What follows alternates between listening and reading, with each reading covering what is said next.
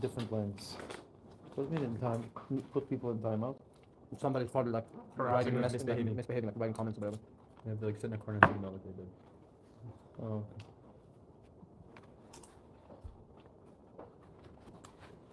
Hi everyone. This is thank you for coming. Welcome to Likutei Torah Club. You could sit in comfortable. Sure. It's there for a reason. This Likutei Torah Club happens every little Shishi over here at Mayana. It's a mimer / Farbrengen, some l'chaim, maybe a niggin. And the main thing is we want to prepare for Shabbos, and the best way to prepare for Shabbos is with a mimer. So this mimer, this week's Torah Ohr is pretty deep. The basics of Chassidus are found in this week's mimer, and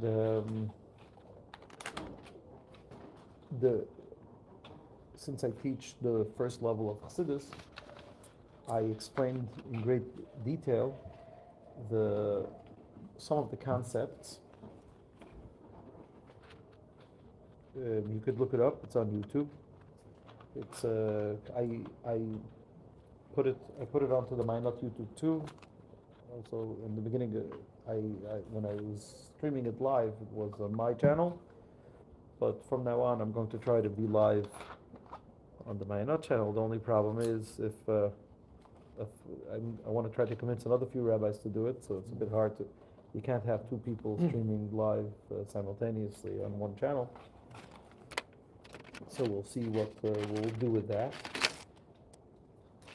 But now we're on the Mayonot channel, and Leil Shishi is called Thursday night.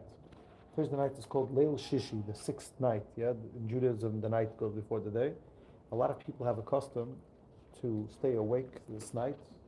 The sixth night of the week is connected to Yesod. Yesod is connected to connection. All Chassidus says, basically, Yesod is all those things that people struggle with connection to physical desires and things like that. And the rectification for that is sitting and learning Thursday night. People sit and learn, sit and Farbrengen. But it's also because it's the sixth night of the week. Another simple reason is because most yeshivas don't have classes Friday morning. And another major reason is because it's a great preparation for Shabbos. So with this, you start the evening, you learn for a few hours, then you Farbrengen for a few hours, and then we'll all try to be tomorrow 8:45. Usually Friday we daven a bit later, but Rabbi Vichman wanted to have every day the same this week. So anyone that is willing to commit to be tomorrow morning by Rabbi Vichman 8:45, we need 20 people, 2 minyanim. So Tovoi Olav Bracha, may a blessing come on him. Let's start. Again, if you don't understand something, please ask me. The nature of the Leil Shishi, the Likutei Torah Club, is a bit more advanced. So again, if you want more detail, you could find it in the morning classes. And if you don't understand something over here, I'm happy to elaborate. But obviously, it's not going to be in the same length that I posted on YouTube. Let's see. Parshas Vayera, Shayach LaPasuk Er Dana. This is connected to the pasuk where God says, Er Dana, let me go down to Sodom and to see if really the people are so bad over there. So what do we see in this pasuk? In this pasuk, we see God interacting with the world, and that automatically brings us to a major question: how does God interact with the world? How does that work? So the mimer is based, the entry of this mimer is based on the Hagdama, on the introduction to the Zohar. We say it every Friday afternoon, and if you're Sephardic, you say it every day before Mincha. the introduction to the Zohar is the opening of Elijah the prophet, Eliyahu Navi, and in the Zohar, in that part of the Zohar, he goes through the very basics of Kabbalah. What does it say over there? Pasach Eliyahu. Eliyahu opened. Antu chad v'loi b'chushban. You, God, you're one, but not in a numerical sense. You're not one as a part of a series, 1, 2, 3, 4, 5, 6, 7, 8, 9, 10. You're one and only. Ant, you, this is Aramaic, Ant, you, the Pikas, who, you are the one, the Pikas, that you brought forth, Asar Tikunin, the 10 adornments, the Korinan, Lohoin, Asar Safiron, I'm reading over here, it's not written in here, the Korinan, Lohoin, Asar Safiron, and we call it the 10 sapphires. So what does Elijah the prophet say? Elijah the prophet says that God brought forth 10 Sfirot. I'm sorry, the opposite. He says God brought forth 10 adornments, and we call it 10 Sfirot. Who knows what's the translation of the word Sfirot? Attribute. Sfirot is sapphires. Some people say Sfirot means counting, numbers, but almost all the Mekubalim agree that Sfirot is sapphires. The Vilna Gaon writes it clearly that Sfirot is sapphires. It's 10 illuminations by God. Lahov in Indian says the Alter Rebbe, in order to understand this, Loman Nikra Yud Sfiras, why the 10 attributes called B'Shem Tikunin with the name of adornments. Tzarech lahagdim bir Indian Muhus HaNefesh. In order to understand why we call the 10 Sfirot 10 adornments, we first have to understand the Indian of the essence of the soul, what the soul is all about. What is our nefesh? So over here comes something very interesting, not so common in the Alter Rebbe's writings, where he's going to say that what I wrote in the Tanya is incomplete. Actually, this is one of the things the Alter Rebbe says twice in Likutei Torah. He says that what I wrote in Tanya is incomplete, once over here and once in the Bir Leisajbis in Likutei Torah Parshas Vayikra. What does he say over there? He says, let's look in Tanya. If you learn the Tanya, what do you see in Tanya? What is the nefesh? Seichel Midos. Perek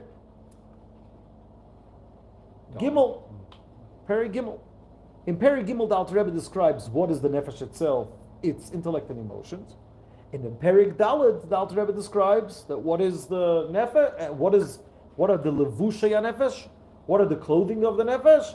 Thoughts, speech, and action. Why is that important in the Tanya? Because the whole Tanya is based on this concept. What could we change and what can't we change?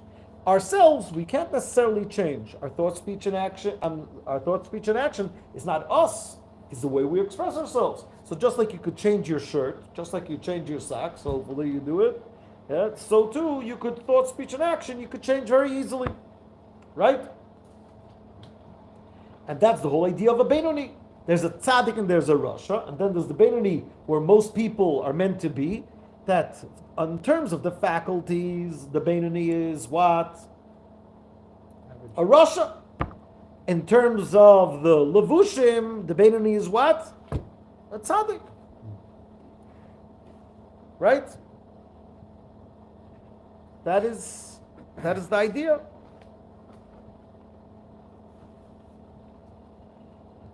So in the Tanya, the nefesh, the person himself, is the 10 attributes, and the 3 levushim are thought, speech, and action. Says the Alter Rebbe over here, in general, you should know a secret, that what says in, hi lady. L'chaim, l'chaim. Oh, Gabriel is here. Yes, we're safe. L'chaim, l'chaim, everyone. L'chaim, Gabriel, and to all the soldiers. Amen. Amen.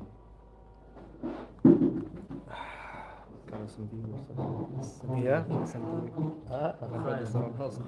Very nice, very nice.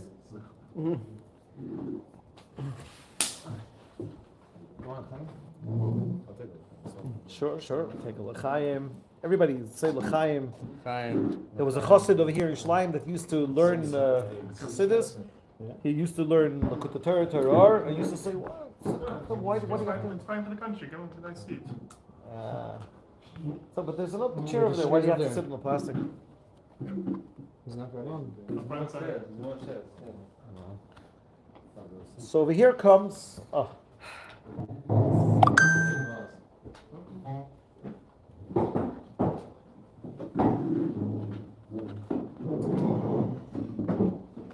Says the Alter Rebbe. Kihine anefesh mitzad atzma. Oh, so I started saying there was a chassid in Yerushalayim that used to learn Chassidus, and he used to take a l'chaim, and then he would pick up the cup and say, "L'chaim Alter Rebbe." Alter Rebbe is sitting with us and learning Chassidus with us. Fine. Says the Alter Rebbe, Kihine anefesh mitzad atzma or poshut bli yischalkus seichul amidus. The nefesh by itself is non-composite, without intellect and emotions. And the seichel and midas, they are clothing to the nefesh. The nefesh has intellect and emotions. They are not the mahus and atzmius hanefesh. Says the Alter Rebbe in the parentheses, what I wrote in the Tanya, the nefesh itself divides into seichel and midas, that they are called the essence of the soul. This is not true. This is only relative to thought, speech, and action. That they are completely separate levushim from the essence of the soul. That's Bri Yitzir Asiyah. Shalzeh Omar Levushin Tekinas Loin in Bri Yitzir Asiyah. That this is what the Holy Zohar says, that I have made for them clothing. That is Bri Yitzir Asiyah. Avala Seichel Va'amidus, but the Seichel and Amidus, Ima Yoishem Bechinas Levushim, even though that they are clothing, Einom Levushim Nifrodim Mamish, they are not completely separate. Elo Kamoi Bechinas Kelim Da Atzilus, they are like the vessels of Atzilus. The Iyu v'garmoyu chad, God and His vessels are one. V'lacheni kroim b'shem atzmius v'loy atzmius mamish. They are called the essence of the soul, but not mamish the essence. Elo shehem nikroim b'shem tikunin. They are called adornments. Shanefesh mistakenes and mislabeshes behem. That the nefesh adores itself, embellishes itself, and encloses himself with it. What did we just learn? This by itself have like 4 hours of explanation. What we just did. What did the Alter Rebbe? What did we understand over here? We don't want to make it that long, because, as we said, we already spoke about it this week in great length. But what did the Alter Rebbe say over here? The Alter Rebbe says like this: what I wrote in the Tanya, that the nefesh has intellect and emotions, that's not complete. That's only relative to the clothing of the nefesh. Then we could say that the nefesh has 10 faculties. Really, our nefesh, our soul, is completely non-composite. Our nefesh, therefore, encloses himself in the thoughts, in the faculties. So what's going on? Did he say something wrong, Tanya? What's going on over here? And why is it so important for Chassidus to explain that the nefesh is completely the soul? Nefesh is soul, yeah? Why is it important for Chassidus to tell us that the nefesh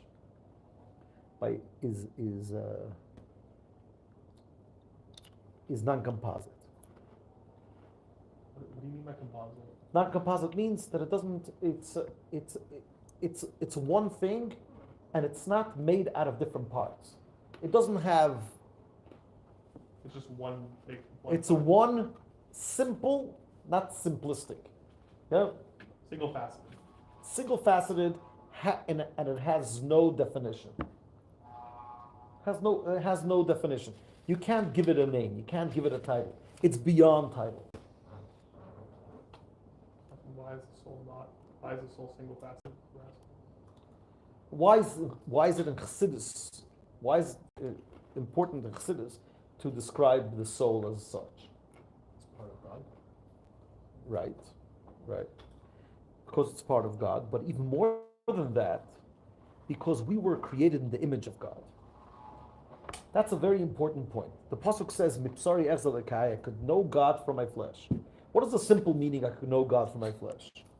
The simple explanation explained by most people in the world is that from the fact that I have a body, and I look at how sophisticated the body is, from this I could understand that there is a God.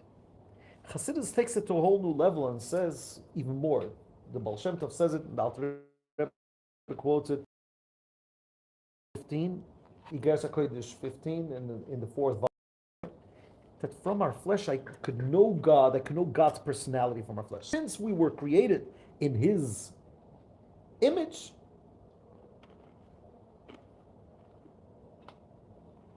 we could get to know God through our image, through our psychology.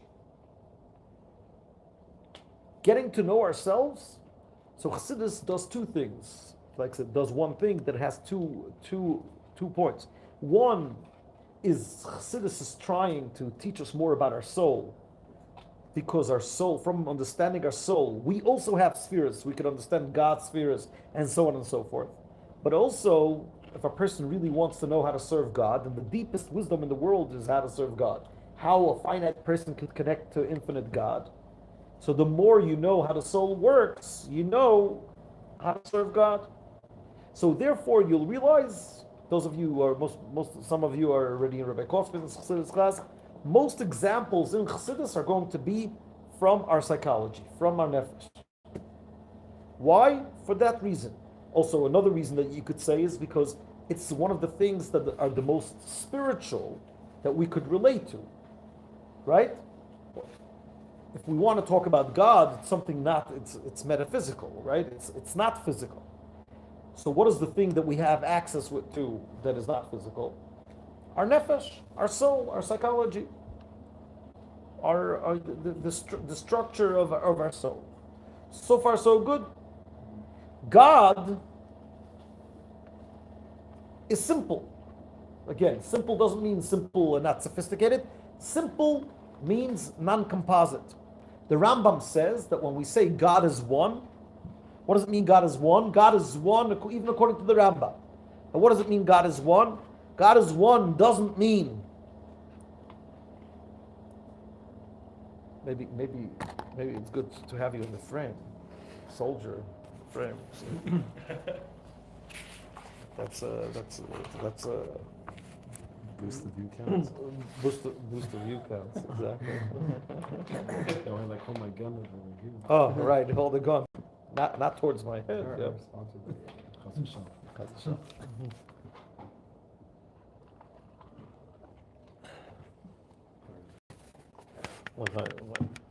Up.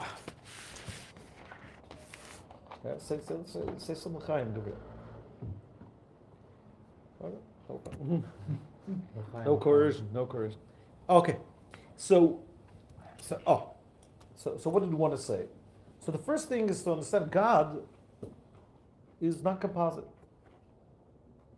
God is beyond the world. This is where I was up to. The Rambam says that God is one, so Chassidus also explains what it means God is one in a deeper way than just saying there's no other gods and there's no Trinity. God is one, says the Rambam, that God by himself is one, meaning to say that he has no details. Why is that important? Who could tell me why is that important to understand that God has no details? Because if he has details, he is finite, limited. And if he's limited, he needs a creator too. Because every limited thing has to have someone that created it.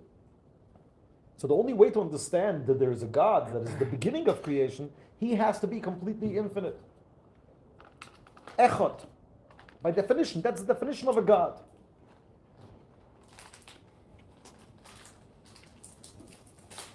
So we have a problem, guys. If God is non-composite, if God is infinite, how do we have a world with so many details and so composite? Everything in the world is made out of so many things. How do we explain that? No, Boaz, how do we explain that? We learned this Maimon the whole week. How do we explain that? We have two ways of looking at the world. What are the two ways of looking at the world, Boaz? Into the top of my head. The The Choker very good, and the Mekubal. very good. The philosopher, and the Kabbalist. Exactly, the philosopher and the Kabbalist. What is the difference between the philosopher and the Kabbalist? What does the Vilna Gaon say? Interesting. I already quoted him tonight twice. Philosophers bottom up and Kabbalist is top down. Exactly.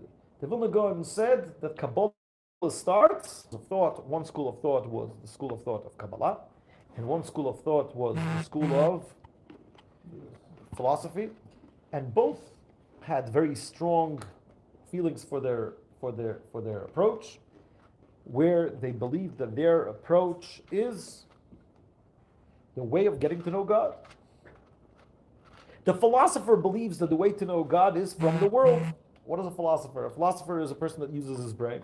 And he says that God wants us to get to know him. How do we going to get to know him? We're going to get to know him from the world. So he looks at the world, he looks at the artifacts, and he takes the artifacts and takes them apart.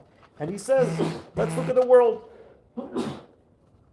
If the world contains wisdom, and the world has to come from God, so the God must have wisdom. If there's love in this world, God must have love. If there is compassion in the world, God must have compassion. And therefore they come to a conclusion, the philosopher will come to a conclusion from the world that God has all the 10 attributes. Yeah, because you understand that there's no point in thinking that God has to have every type of flower, right? If you take the whole world and you break it down into categories, you'll come to a conclusion that there are 10 categories in this world. And God must have those 10 categories. And basically, King David says in the Psalms, the Melech says in Tehillim, Hanoita oizen alo yishma, hayotzer ayin alo yabit. The one that implants the ear definitely could hear, and the one that formed the eye could definitely see. Because if I see in this world the attribute, what will I do? I'll right away attribute that attribute to the Creator. So far, so good. Yeah. But what's the problem? So God has 10 sfirot. It's a big problem. How's the Rivash? There's a famous Shuvas Rivash that says you Kabbalists are worse than the Christians. The Christians believe in 3. You guys believe in 10. So what is the simple answer to that? Once you understand that God, so to say, has these 10 attributes, so you understand he doesn't have to have all the 10. He has one attribute, that from that attribute, all the other 9 come out. Which one is the highest attribute? Again, if you look from the bottom up, wisdom. Malchus is the lowest. Yeah, when you look. Oh, okay. But Keter is already higher than the world. Again, the philosopher only sees things from the world. Yeah, the example that we used in the morning was that you look at a watch on the table and you decide that you want to get to know the watchmaker from the watch. So you take apart the watch, and what do you find? You find that the guy has fine motor skills. He knows Italian because there's some notes over there in Italian. He knows how to glue things together. Then someone will come and tell you, by the way, he also knows how to dance. It's like, maybe there's nowhere in this watch that I could attribute to him dancing. I'm doing my job. And in fact, they will come and say, this is what God told us to do. God told us to get to know him. How does he want us to know him? He gave us a world. We should take apart the world and we should get to know him, to know the world. That's a philosopher. A philosopher says, I only have the scope, the narrow scope of the world. Make sense, Shmuel? Yeah? Talking too long? We need a niggin, a l'chaim. What's going on? It's still the beginning of the night. Guys, when you get hungry, my wife put it into into the oven, all the leftovers from the whole week. Chicken wings and schnitzel. Yeah. So, but when you get hungry, it's still early to get hungry. Like you have this middle of the night. Why didn't you tell me? I'm filling myself up. Next we'll have a whole feast, bro. Guys, don't shishi, come on. Little shishi, exactly. You know, in yeshivas, very often, unfortunately, like some seltzer. In the yeshivas, unfortunately, Bochrim have a custom to break in. Don't have to do that custom. But back in the day, that was the custom. Nowadays, the yeshivas give food by themselves. But back in the day, they didn't give food, so the Bochrim used to break in the middle of the night. They get hungry. What do you do? So they used to break into the. We have to change the locks every week. It's a whole story.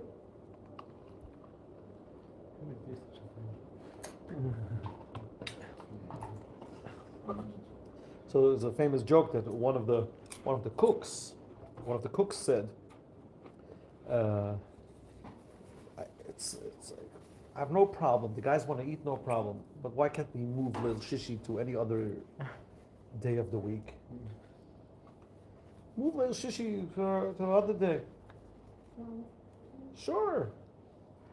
A second, let's refill the seltzer over here, Baruch Hashem.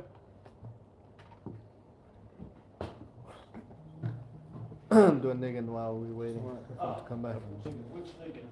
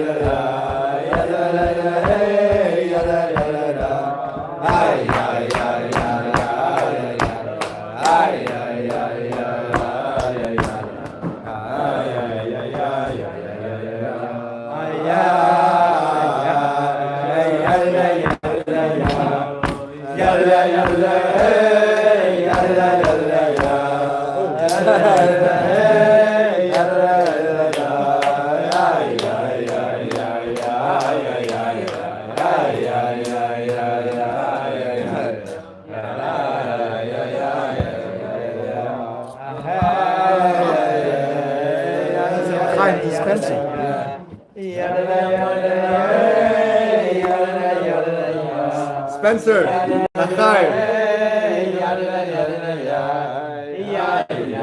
Chaim Spencer. Spencer is here. Oh, Spencer's lying. Spencer's watching? Hey, Adrianko. Hello again. Hey, Spence. Hey, Spencer. How you doing? And you see the beauty of your shalayim. I just saw my face. I'm the beauty of your life.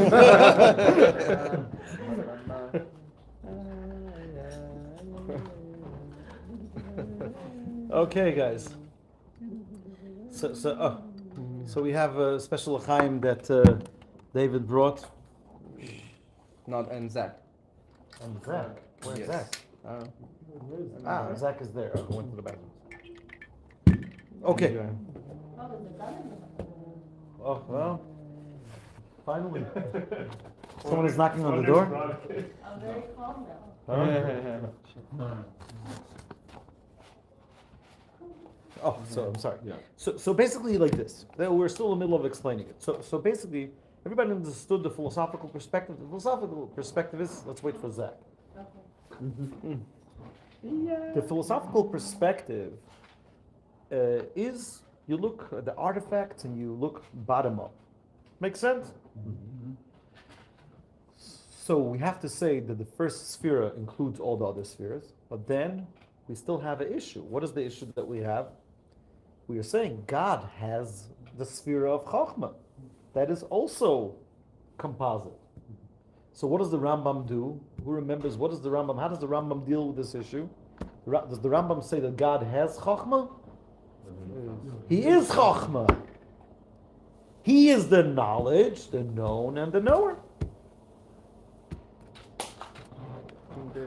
Comes the Maharal, the holy Maharal of Prague.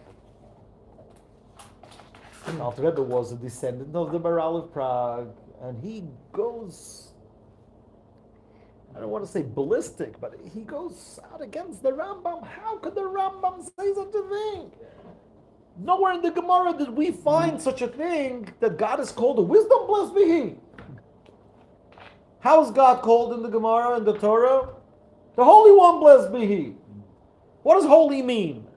Holy means completely exalted, beyondness. You give God a title? So like this, the Rambam wasn't some nobody. Yeah, when the Rambam says that Levi's in the picture. When the Rambam can autograph it after.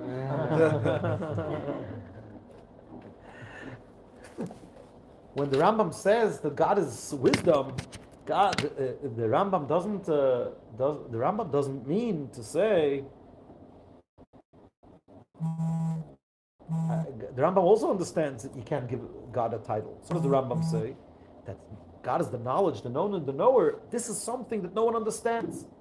This is something that a mouth can't pronounce. A human ear cannot hear that. That's the way the Rambam explains. On one hand, I'm giving a title, but on the other hand, it's completely beyond. But the Maral of Prague comes and says, no. God has no title. God has no attributes. God is beyond the world. So how does the world come into being? How does the world come into being? So no, but God runs the world through the 10 attributes. So what does he say? He says, this is the words of the Zohar. Says the Maral, God brought forth the 10 spheres. God is beyond the 10 spheres. He created the 10 spheres. The 10 spheres are just 10 hats through which God runs the world. Right? Everybody understands that? So we have the Maral and the Rambam. According to the Maral, let me ask you a question. According to the Maral, could you get to know the God from the world? You could know that there is a God, but you see a cup of water. Could you learn anything about God's personality from a cup of water? No. Why not? Doesn't show anything. Doesn't show anything. Just shows God created it. If God has that attribute, so you're saying this is a manifestation of God's attribute. I could see in the cup of water, I could see God's love. I could see in the world masculinity, femininity. God has masculinity and femininity. You could know God Himself from the world. But according to the Maharal, he says, well, this is like that's blasphemy. That's blasphemous to call God a name. The 10 Sefirot, the way God created the world, the 10 Sefirot is something He created. Right? The Alter Rebbe was very bothered by this question. And what does the Alter Rebbe answer already in the second chapter in Tanya? Who remembers the second chapter in Tanya? There's a footnote over there. There's a footnote the Alter Rebbe put into the Tanya in the second version of the Tanya. He put in the same footnote as found in the second chapter in the first volume. It's found in the 9th chapter. About the garments? In the second volume, similar to the garments. It's not the garments, but what is the idea? The adornments. Adornments, yeah. What does he say? He doesn't use the word adornments. He says the Maharal and the Rambam are both right. The Alter Rebbe had a divine power to take opposites and combine them. And when you combine them, you have a whole new understanding. What does he say? God is beyond the spheres, but God chose to unite Himself with the spheres. The Maharal is right that God is beyond the spheres, and that God brought forth the spheres. But after He brought forth the spheres, God chose to unite Himself with the spheres. And after He unites Himself with the spheres, the Rambam is right that God and His knowledge and His wisdom are one. But once you understand the combination of the Maharal and the Rambam, you understand even more than the Rambam, The Rambam is only saying that God is one with wisdom. But Chassidus comes and says, if we understand that God is beyond and just God unites himself, God is his wisdom, God is his understanding, God is his knowledge, knowledge, how do they translate in Tanya Das? Knowledge. Knowledge? No. You know? Understanding. Wisdom, understanding is Knowledge. Bina. Das? Knowledge, yeah, Knowledge. He is his love. Could you call God love, the loving God? Without this, it's a problem. A loving God, or you're giving God an attribute. God unites himself with a sphere of chesed. God unites himself. In other words, once you combine the Maral and the Rambam, you could say even more extreme than the Rambam, and the Maral won't be upset with you. You hear God created his attributes. You could see God in the world. Abraham says, God, Kel Olam. Avraham Avinu announced to the world that God is the God of the world. But in Hebrew, it doesn't say Kel HaOlam. It says Kel Olam. It says Chassidus, what does it mean, Kel Olam? God world. The world and God are one. So what does that mean practically? See it, or you could say how beautiful God is, because the view is a manifestation. You could get to know God from the world. And therefore, it's so important for Chassidus to say, God is beyond the 10 Sefirot. God created the 10 Sefirot and united himself with it. And then the world, his creation, that is already God's manifestations. That's God's clothing, thought, speech, and actions, the worlds of Bria, Yitzira, Asiya.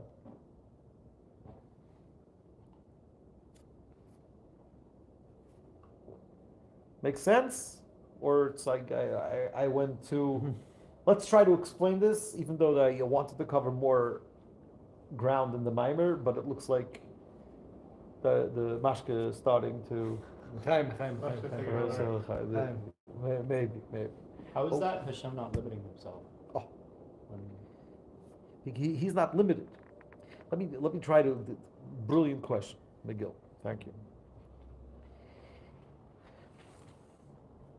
One of the things that Chassidus says is God is so unlimited that he's not even limited to being unlimited. You understand that point? In Chassidus, what? Kind of. Very good. There is being limited. We're limited beings. There's someone that is unlimited, but being unlimited is who he is. God is beyond limitations and beyond unlimited, that God could choose to become limited. God chooses to go and become united with his spheres. This has so many implications, what Alter Rebbe is saying. And Alter Rebbe understood it all from one word in the Zohar. What is the word in the Zohar? Tikkunin. How does the Zohar call the spheres? Embellishments, adornments. Why? Why? What's the idea of an adornment? Let's try to understand it first. Something you put on yourself. Oh, something you put on yourself is also clothing. It's an accessory. It's an accessory. But what's the difference between that and clothing? Clothing comes to cover you and expresses a diluted version of you. I'm not interested in showing you exactly everything that's going on. Normal people don't. Right? Know the story? The story that someone came to the Beis Yisrael of Ger, right? Ma'inot is where the Beis Yisrael lived. And he said, Rebbe, that guy thought he's Mashiach, says, Rebbe, I think it's a time for me to reveal myself. He said, no, not here. Go to the mikveh. Don't reveal yourself over here. Yeah.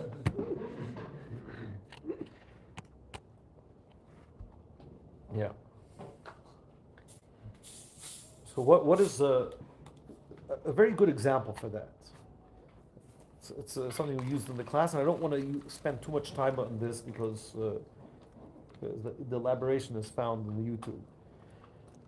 There's a big question always: how much should we care for our kids? Should we care or we shouldn't care? If we care for our kids, they feel suffocated. If we don't care, they feel abandoned.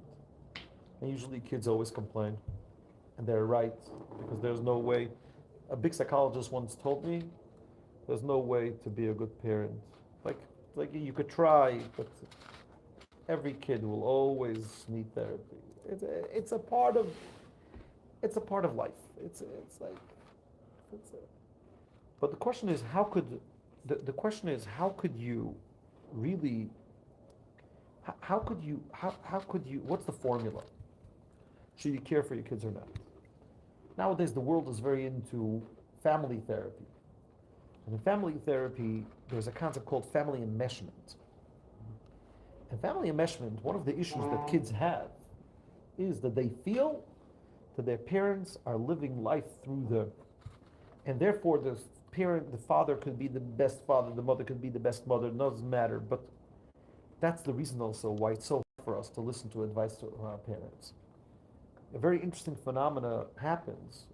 Sometimes kids go through a certain issue and the parents give them the same advice over and over again.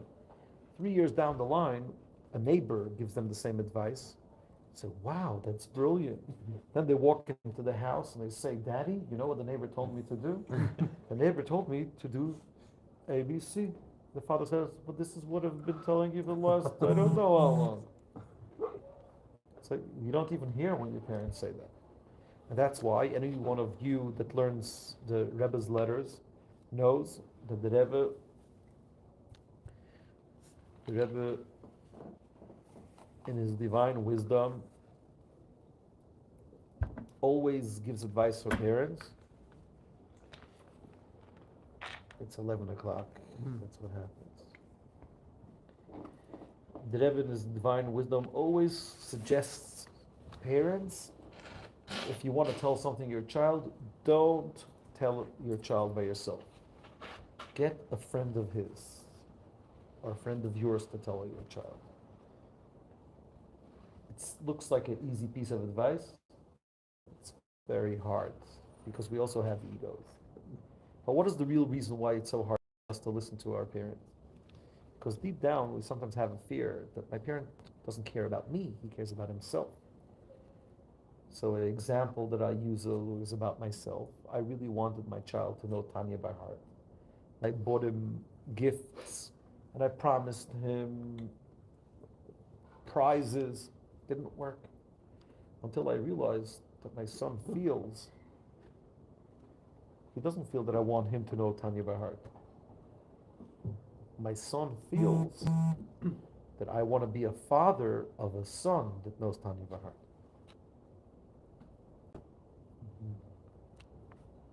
You want to live through me? No, not interested. You were promising me a bicycle. Back then it was like a whole big deal.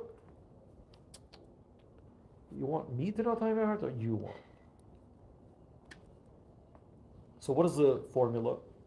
The formula is called in Chassidus, be within, stay above. What does it mean, be within, stay above? Exactly what we're learning over here. Is the Eibishter the spheres, yes or no? Hashem is in the spheres, but he's above the spheres. He unites himself with the spheres because he chose to unite himself with the spheres.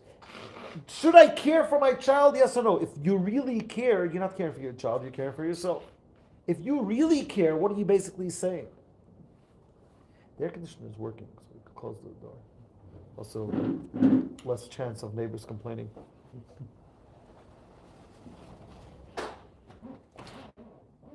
Zach, can you please pass the water?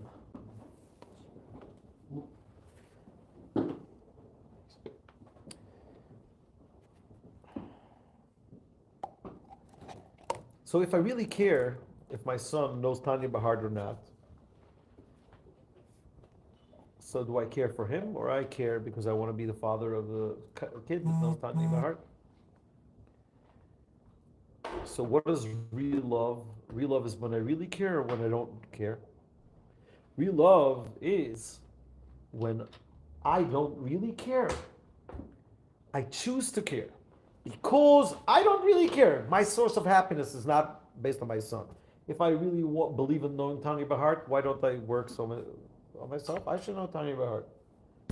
I still have a lot of chapters to memorize. Believe me. Levi, could you make the air conditioner a bit higher? Sure. Meaning to Yeah, say I can lower. do Oh. Where do you want it? No, make it on 18. Where is it now? 20? 20 going lower. Lower. It's be colder. 16. Oh, 16. 16. 16? Levi won 16. Tonight the house is yours, guys. Mikasa is Sukasa. Hey, 14. I don't think it goes lower. 12. So go negative. What about caring but not showing it? Is that not like That's you're missing out on both ends. It's like caring and not showing. You're also caring. You're also a nagging parent, and also your child will feel abandoned. What's the point? What's the point of caring and not showing? The opposite. You want to show care, but you want to show your child that you care for them, that you cut off the umbilical cord. You're not doing it because you have a need. You're caring because you love him. And the only way, by the way, I sometimes tell parents this, the only way to show that to a child is from time to time you tell your child, listen, it's something I don't like, but for you it might be good. I personally would not want you to go to that camp, but I think you might enjoy it. Very possible the kid even won't go there, but what is the message that you give the child? I love you. I care for you. Then next time you tell him don't go over there, he feels that, oh, my dad last time told me to go even though that he doesn't like it. So God's involvement in the world, there's always this question, does God care? Doesn't he care? So everybody thinks it's like a simple, for sure God cares. Like, we're religious. If he doesn't care, why am I putting on tefillin? Why am I trying to guard my thoughts, my eyes, my actions? Why? What's the point? So, but if God cares, people don't realize if God cares, it's a question on him being God. If God cares, then it means that I have the ability to affect him. God shouldn't be able to be affected. Job says, Eov writes, "Im tzadakta matitlo," if you're very righteous, what do you give him? And if you're doing a lot of iniquities, what do you think you're doing to him? And what is he going to take from your hands? Oh, you're giving a lot of tzedakah, you're giving a lot of charity, you're giving a lot of money. He needs your money, he has everything. Some people take that to the extreme. Say, God is so big, you think he really cares what I'm doing now? What's the answer? It's similar to that. Some people say, God is not limited. Like, you think, really? It always comes with that. With the rolling your eyes. Really? Do you really think that God cares what hechsher I eat? Really? And the really is like trying to say, I believe in God as being very big. What is the answer to that person? Because that person most probably has a mistake. He thinks that God is not small, he's big. So what does he care about? If I'll meditate for 18 hours straight, that will tickle him. That will affect him. So basically what are you saying? Similar to what we said before. He's not limited, he's unlimited. God is not unlimited. God is beyond being unlimited. And therefore, he chooses to care about my benching. He chooses to care about my davening. If you think that he only cares about the big things, not about the small things, some people are like that. Some people are very spiritual. Say, really, God doesn't care about that? Really? Some people say, oh, God really cares for his children. He wants people to become Bali Tshuva. So when you make Bali Tshuva, you don't have to be so strict on halacha. I'm moving it. It's not the law. It's the spirit of the law. So if by me doing certain, like cutting corners, I could make Bali Tshuva, really, God is beyond all these small things. The answer is, God is also beyond the spirit of the law. And God is also beyond of wanting Bali Tshuva. It's what God wants. That makes it significant. And if God says, in a small footnote in Shulchan Aruch to do something, that means God decided to care about that thing. He chooses to care. And by the way, choosing to care is the real love. That's what I tried to say before. As Rabbi Menes Friedman knows, when he talks to girls, he says, if a guy tells you, I really need you, run for your life. You know the guy is a needy guy. It's like you don't want to, if he really needs you. So what are you meant to tell a girl? I don't need you. I want you. I choose you. I have a perfect life without you. I'm busy. But I don't want to live my life without you. I choose you. That is hinted in the word tikkunin. Comes to Alter Rebbe, and Alter Rebbe says, clothing is something external. Tikkunin, embellishment, is something that you unite with it.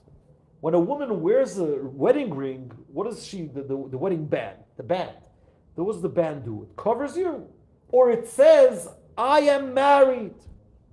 When you're wearing, when a judge is wearing a cloak, or a doctor is wearing a white gown, or it's not a good muscle, because a white gown is it's like a gown, it's completely covered. But you're wearing a badge or something. That's called a tachshit. What is it saying? I became a doctor. I became a lawyer. I became a general. I became a policeman. It's something that I became. But now this is who I am. So what is God's involvement in the world? From a Kabbalistic perspective, God is completely beyond the world. From a Maimonides, from the Rambam's perspective, it's Madua, Yadua. From a Chassidic perspective, and the same as with our soul is completely beyond the 10 spheres. Why it says in Tanya like this? Because in Tanya, you want to compare it relatively to the Levushim. This is the Etzem HaNefesh. But what is the words of the Alter Rebbe over here? Therefore, they're called essence.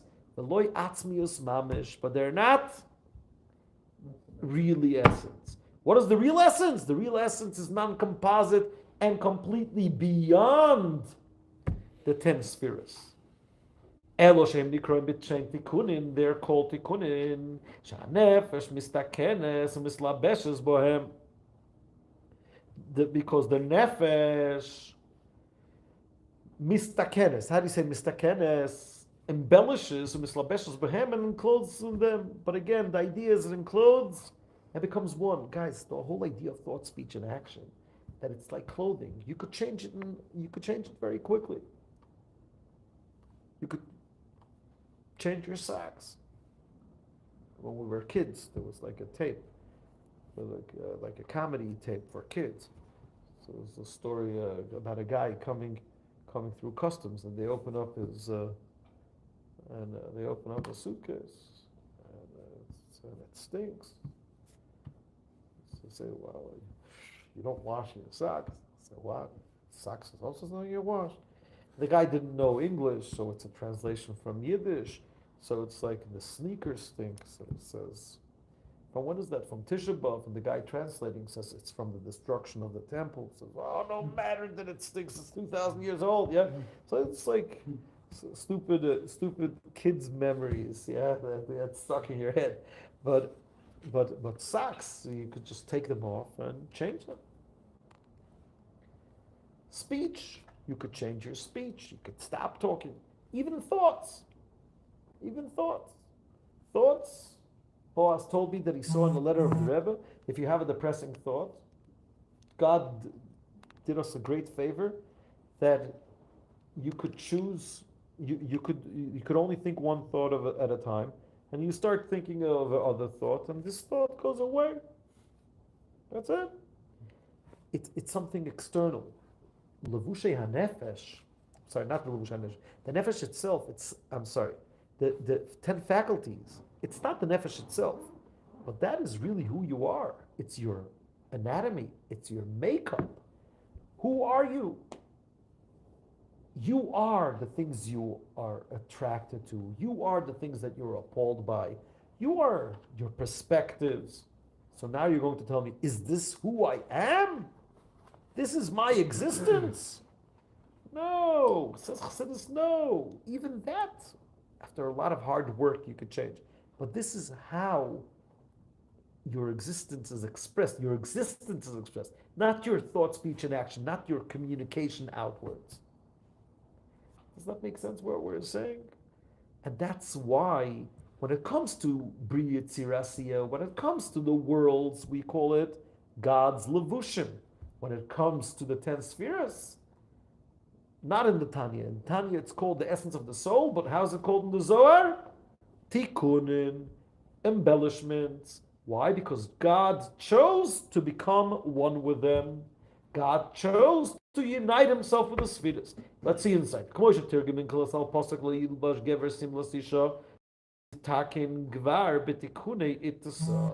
does it say on the prohibition?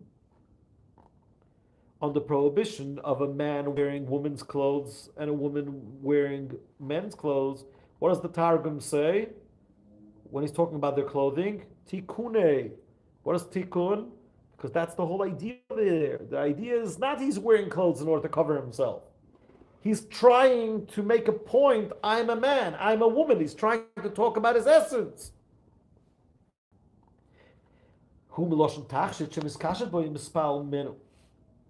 He becomes one with it and becomes affected by it. And he becomes united with it. Guys, that's the point over here. He becomes united with it as if it is a part of his body. Just like the soul with the body. Even though the body is clothing to the soul, Chassidus wants to give us an example of uniting oneself with something. What is the example always in Chassidus? The body and the soul. Chassidus believes it's a very interesting thing, but Chassidus believes that all the faculties that we have through the body, the soul has it beforehand. The soul could see. In fact, the soul sees in a spiritual way, so it sees much further. I can't even use the word further because close or distant is a very physical idea. The way the soul sees, it sees things a completely different way. Right? Right, guys? How does the soul think? The soul thinks also. When the soul comes into the body, the reason why we see physicality is because the power of vision gets enclosed into our flesh eyes. And because we're in flesh eyes, we see. So I want to understand, who thinks? Our brain thinks or our soul thinks? If you take a mathematician's brain and you squeeze it out, you get numbers coming out of it? No. I don't think so. You think yes? Sure, okay. You're like, you graduated, you're a college graduate. You know these things maybe, what? That's what they taught me. So I don't understand. So the soul thinks. So why, if a person gets a bang in his head, he can't think? Because the soul unites himself with the brain. That's just like software and hardware. Our brain is the hardware. Levi, you want l'chaim? You're very tired? You want a bed?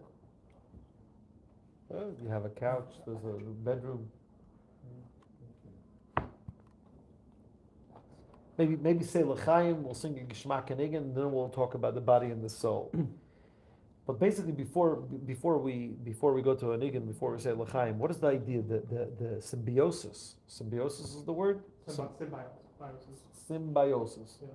The symbiosis between the body and the soul is such that the soul enters the body and unites himself with the body. Therefore, the soul also gets affected by the body. And therefore, when it's in a body, it can't see spirituality, only if you're a very holy, special person.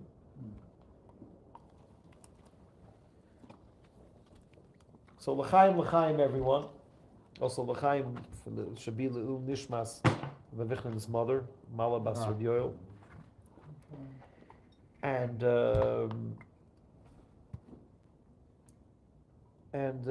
our neshama, this Shabbos we're celebrating the Rebbe Hashab's the Rebbe Hashab's birthday. The Rebbe Hashab was the Rebbe Hashab taught Chassidus in the clearest way possible. So l'chaim, l'chaim. Chaim. That one because it's too big.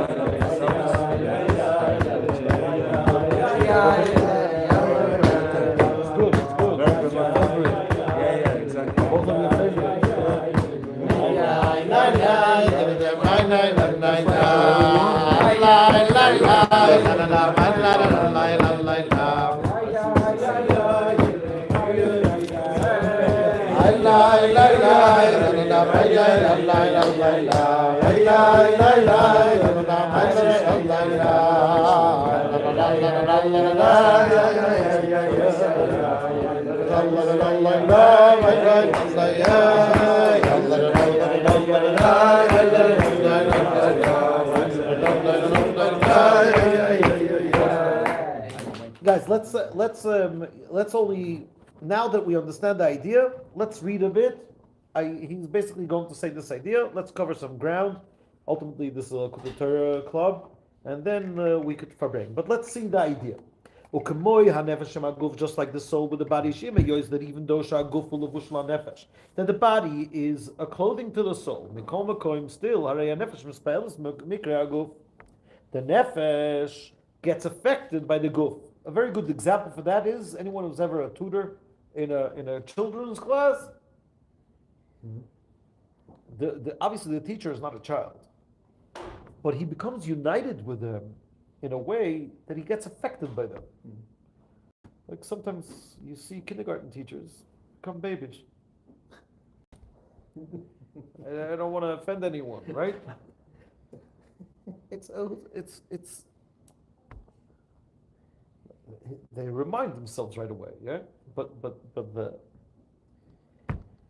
that's the idea of enclothing. Means it's not the way our soul works with our body, says Chassidus. It's not in a way that the soul just tells the body what to do, like a person driving a car. A car gets hit, the person doesn't necessarily feel it if it doesn't like reach it. But if a person gets hit, it hurts. What hurts? The flesh hurts. The soul hurts. My life hurts. Why? Because my life is invested in my body.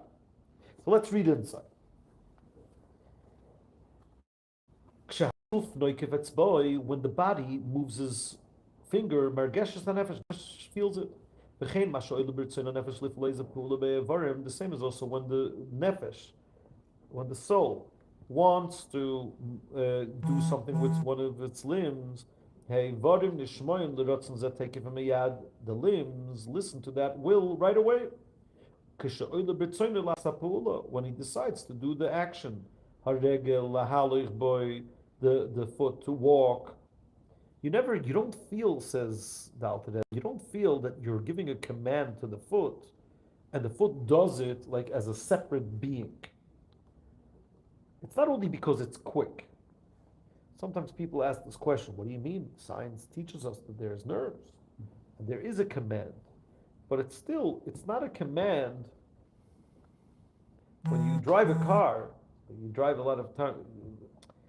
It's a certain An extension of you. a car. Mm-hmm. No, that's the idea. Was trying to say that it's not really an extension. It's like it just works very quick. But with your hands, you don't. It's you. It's a part of you. The nefesh and the guf work together. The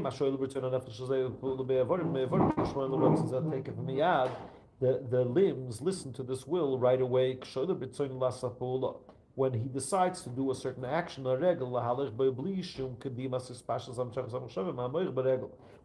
any thought, it's the nerves take the command, but you don't have to think about it. There's no thought process from the brain to the foot. If so, there was some time. Again, the time over here is not the point of time. It's a certain feeling that you're not feeling that you're pushing something. It's you. Right away when he decides that he wants to do it, it happens right away. Think about speech. Is it our brain telling our tongue how to speak? Someone might come and say, oh, because we're so used to doing it, we're doing it very quickly. It's not a question of doing it quickly. Your mouth, your tongue, your expression is so, it's like almost in sync with your soul. This is not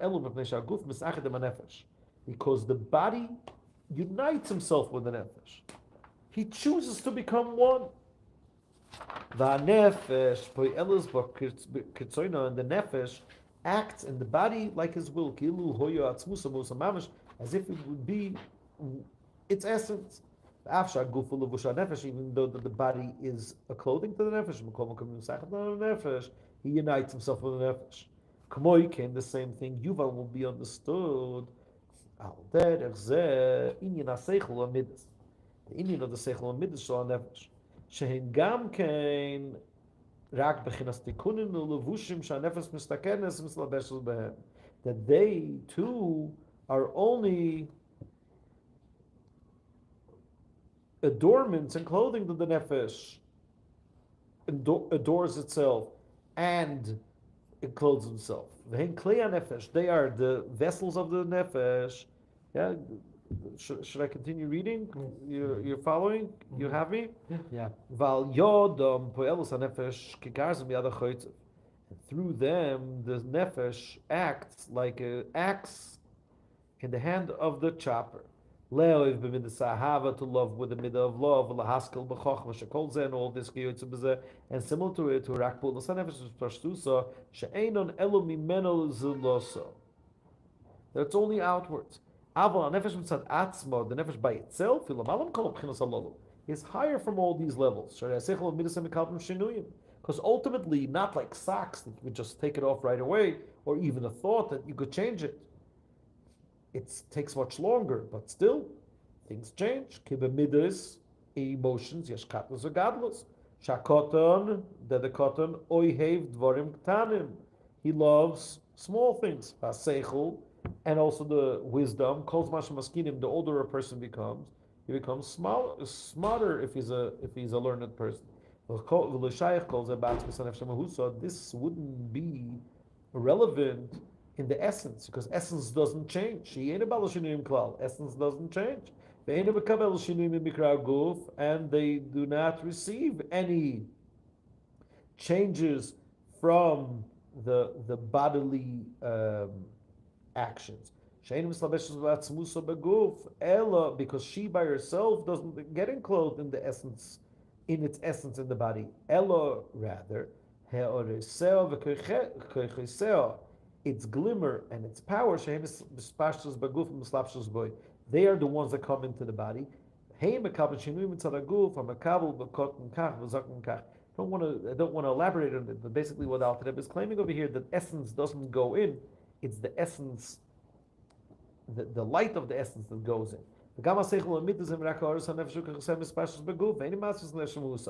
Intellect and emotions are not the actual essence of the soul.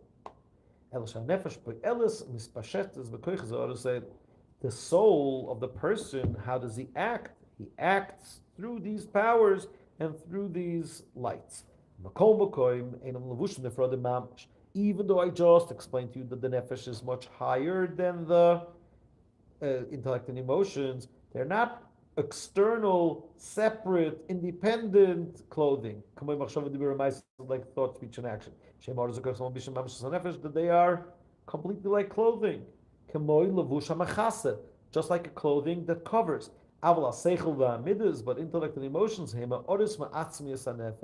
they are glimmers from the essence of the soul. They're not levushim mamish. Eloti kunin.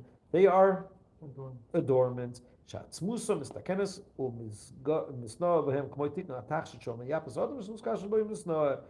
like a jewelry that beautifies the person, embellishes the person, that wears that jewelry and he makes himself pretty. The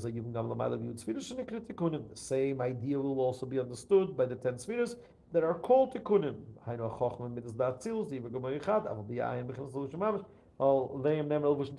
already spoke about it. He says the Alter Rebbe, Antu Chakim. Pirush, what does it mean, Antu? Antu, you are the one. Who is the one? Hainu Oidin Soft, infinite light of God. Chakim. Chakim is what? Shanim Shem Chenes Chochma. The Eibishter by himself gets drawn into the level of Chochma. Yeah, this big Eibishter, the unlimited God that is not even unlimited to being unlimited, that is not even limited to being limited, over there you could find that the Eibishter goes into the small thing.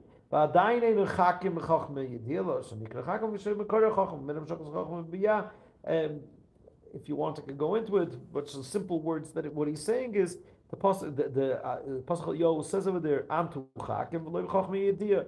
Antu is the essence. Chakim is the way the Eibishter comes into Chachma.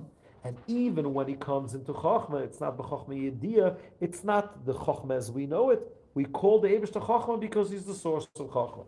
Hagam she'en aroi Chachma de Bria, we call Shknas Eliyahu Snikram Shem Chakim, Al Shem Zeh. I want to use the beautiful mashal that is over here. With this, we're going to finish to learn because it's a lot of deep stuff. The Alter Rebbe says over here like this: if it's so high, why do we call him Chachma? He says because he's the source of Chachma. So what do you mean? So if it's the source of Chachma, why do we call it Chachma? So over here, the Alter Rebbe gives one of the best example mashalim. Who am I to give it? Let me just turn on the oven. So like this, when we finish, we have our leftovers.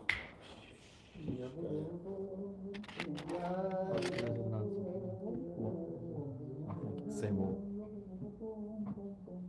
Chetz the Ruch.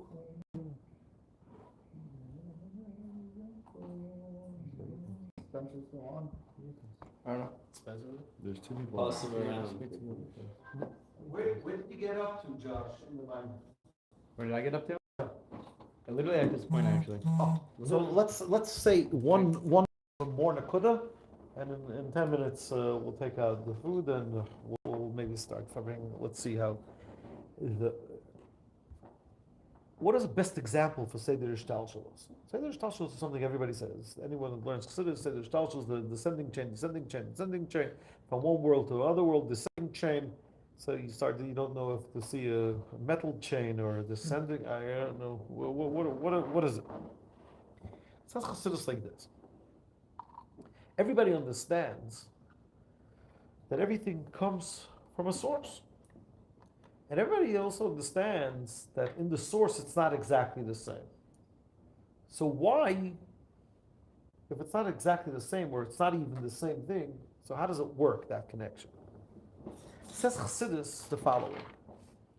Let's take an example, sweetness. What is the meaning of a sweet coffee? Everybody understands over here that sweet coffee is something that you feel in your buds. I told you this Likutei Torah is what we do in the morning, just quicker. What is this? Something sweet you feel in the buds. What is the meaning of a sweet person? Good. Or a sweet joke? So this is something very interesting. Always when I ask people, what does it mean a sweet person? It's very hard to describe. What does it mean a sweet person? A good person? No. There's a lot of good people. They're not considered to be sweet. So what's the connection between sweet candy and a sweet person? Or a sweet joke? Oh, that was so sweet. Sweet is not nice. Sweet is not good. Sweet is sweet.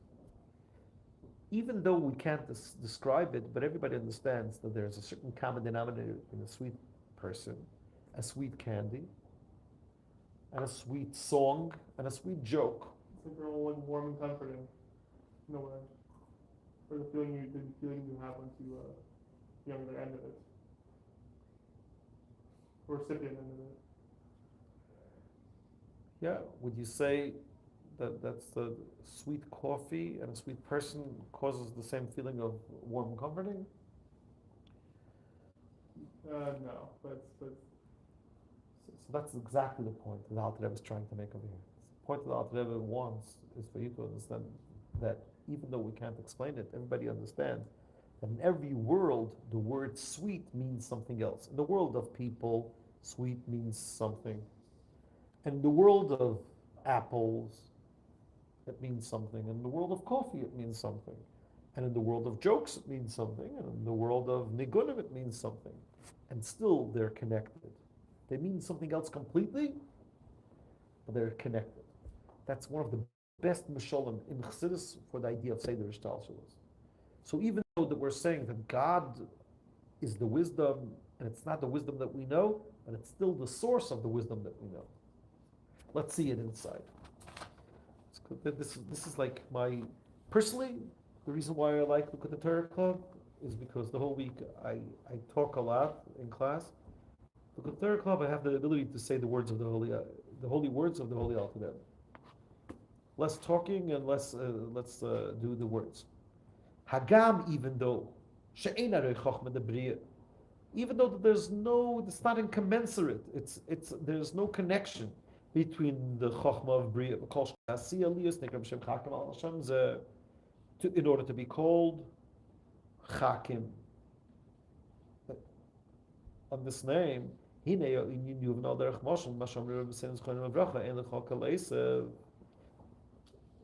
our rabbis of blessed memory say there's no blade of grass down here that doesn't have a source above, and higher and higher. The physical apple, has sweetness, and the cheek tastes the food. Will we say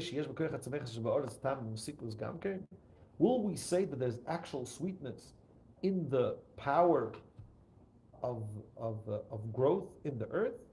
Upshita, and it's definitely b'mazel in the constellation, shein merech mehuzeh klal, that is completely not in the same realm of having sweetness like an apple has. Ella only inyan hu shamasikus nimshach mechesed. Sweetness comes from chesed. Umeriru, and bitterness mikvura. Varehem inyonim rochnim. They are spiritual things. Actually, Mishtalsu say but when it comes down the descending chain, one level after another level, these gashmu, they become physical, until they're drawn from the level of chesed, mesikus, sweetness. From the level of chesed comes sweetness. Even though even though it's completely not connected to it, it's not even commensurate, the kolmokim still it's still from the same concept. As we see, like we see a lot of sweetness in good taste in ruchnius. Enjoying something smart is also sweet. Could also have the enjoyment of a nigun. It's something connected to the heart, to emotions. Therefore, when it continues going down, it becomes physical sweetness. Hagam, even though Shehefesh ve'hev l'rav b'neihem, even though there's a big difference between them. V'chein v'kachu gam v'kachu ha'inyan b'bchinas chachma. The same idea is also in chachma. Sheyesh v'gam ken gavoya mal gavoya.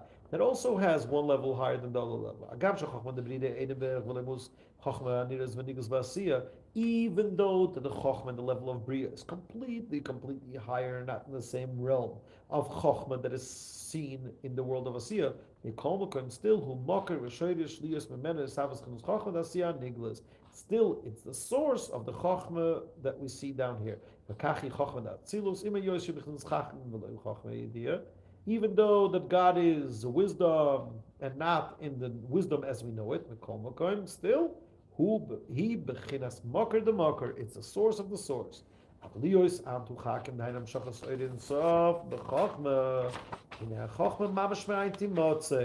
between God and the Chachma is completely something new. God had to create the Chachma.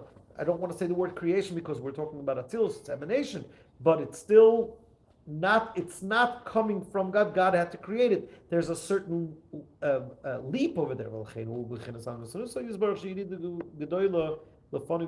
That's why that's God's humility, that God decided to descend and go into the level of Chachma. That's the idea of Atzilus and Lashon Kodesh, emanation.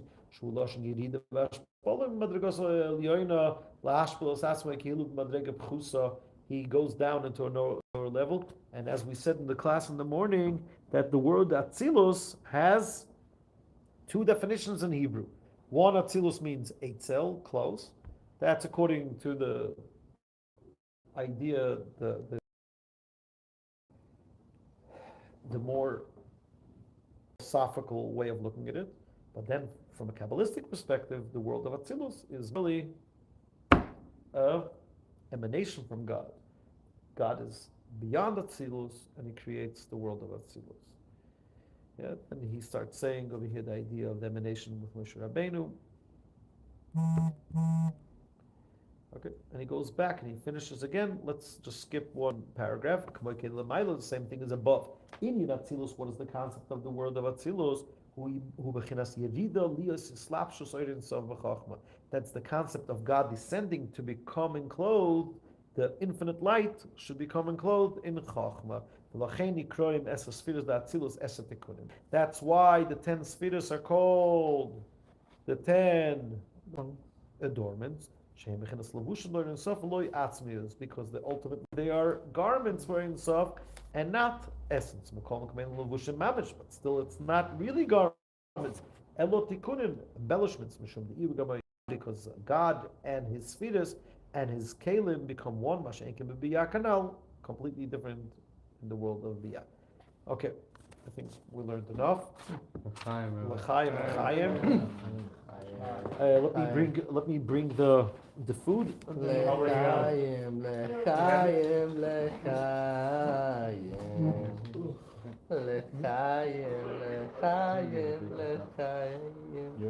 Let's get some alpha in here. So nice to see you. Hey, I got a house. Just one.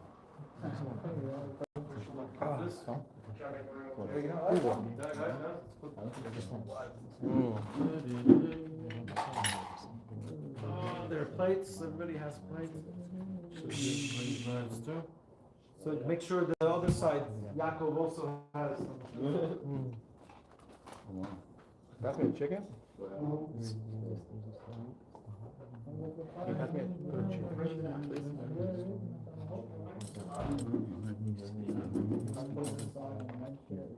You know exactly where my eyes was. Exactly at that point. Okay.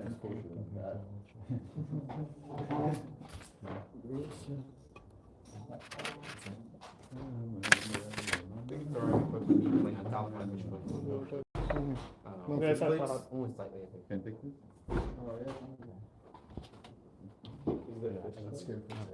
I couldn't fish on It's over here. Yeah.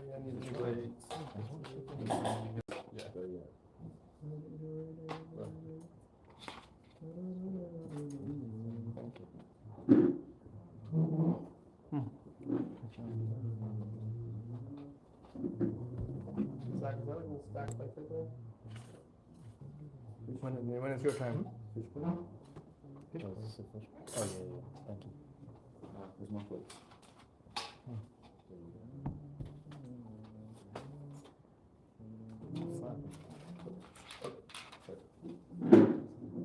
Which pieces or we're taking more pieces? Take a piece. Take it? Yeah, it's no good. Whichever one. Your name was Miguel, right? What? Michael. Miguel? Okay. Michael. What's your great comment? I used to have it. Yeah? Yeah. Right. You want the live to keep going?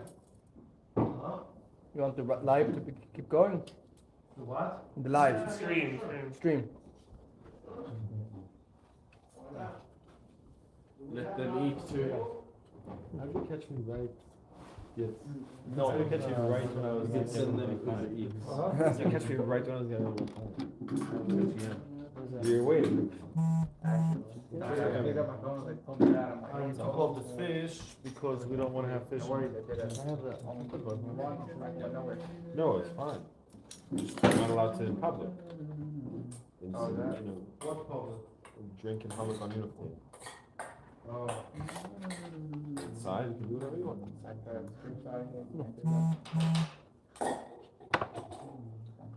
No, I didn't know. I wouldn't. No, it's all good. What No, no, I it's wouldn't completely fine. decided you. Where's the knife? Oh, guys, you have napkins for the wings. Why?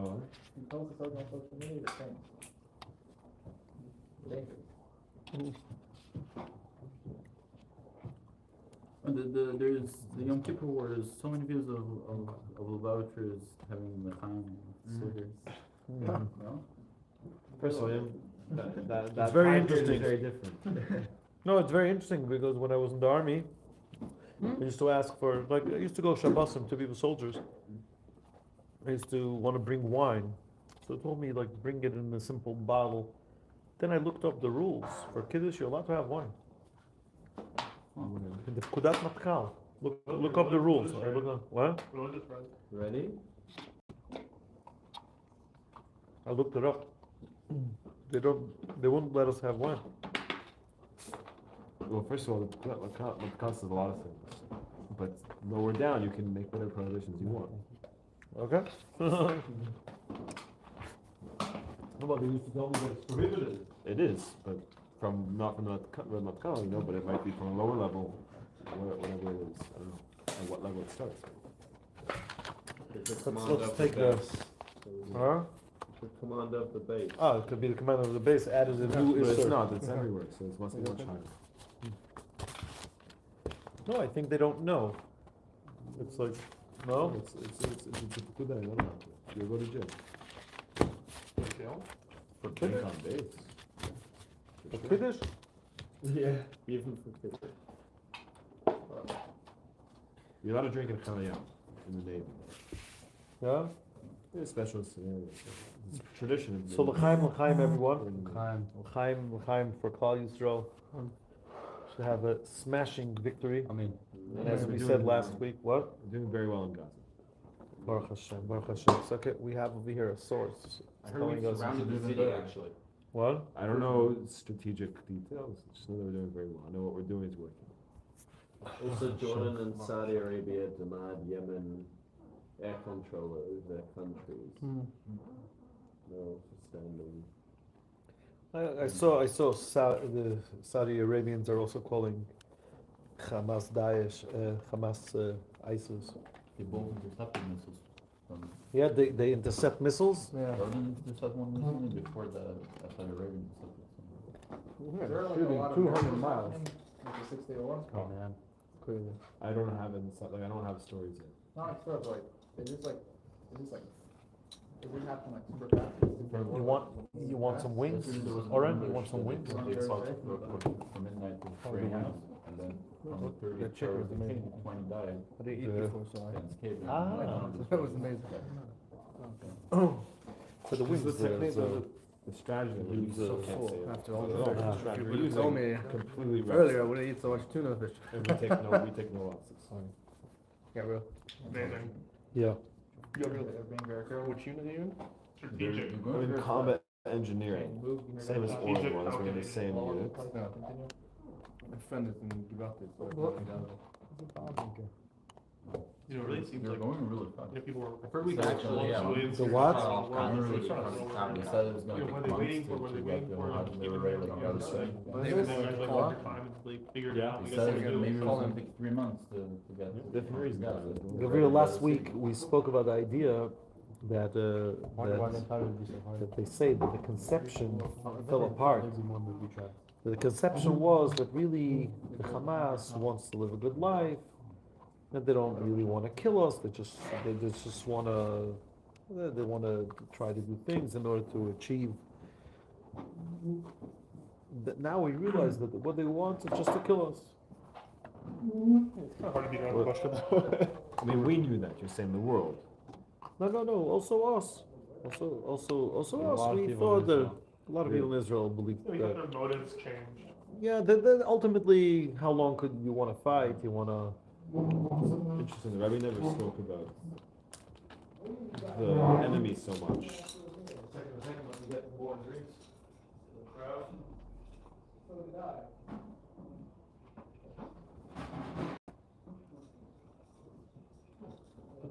On the other side.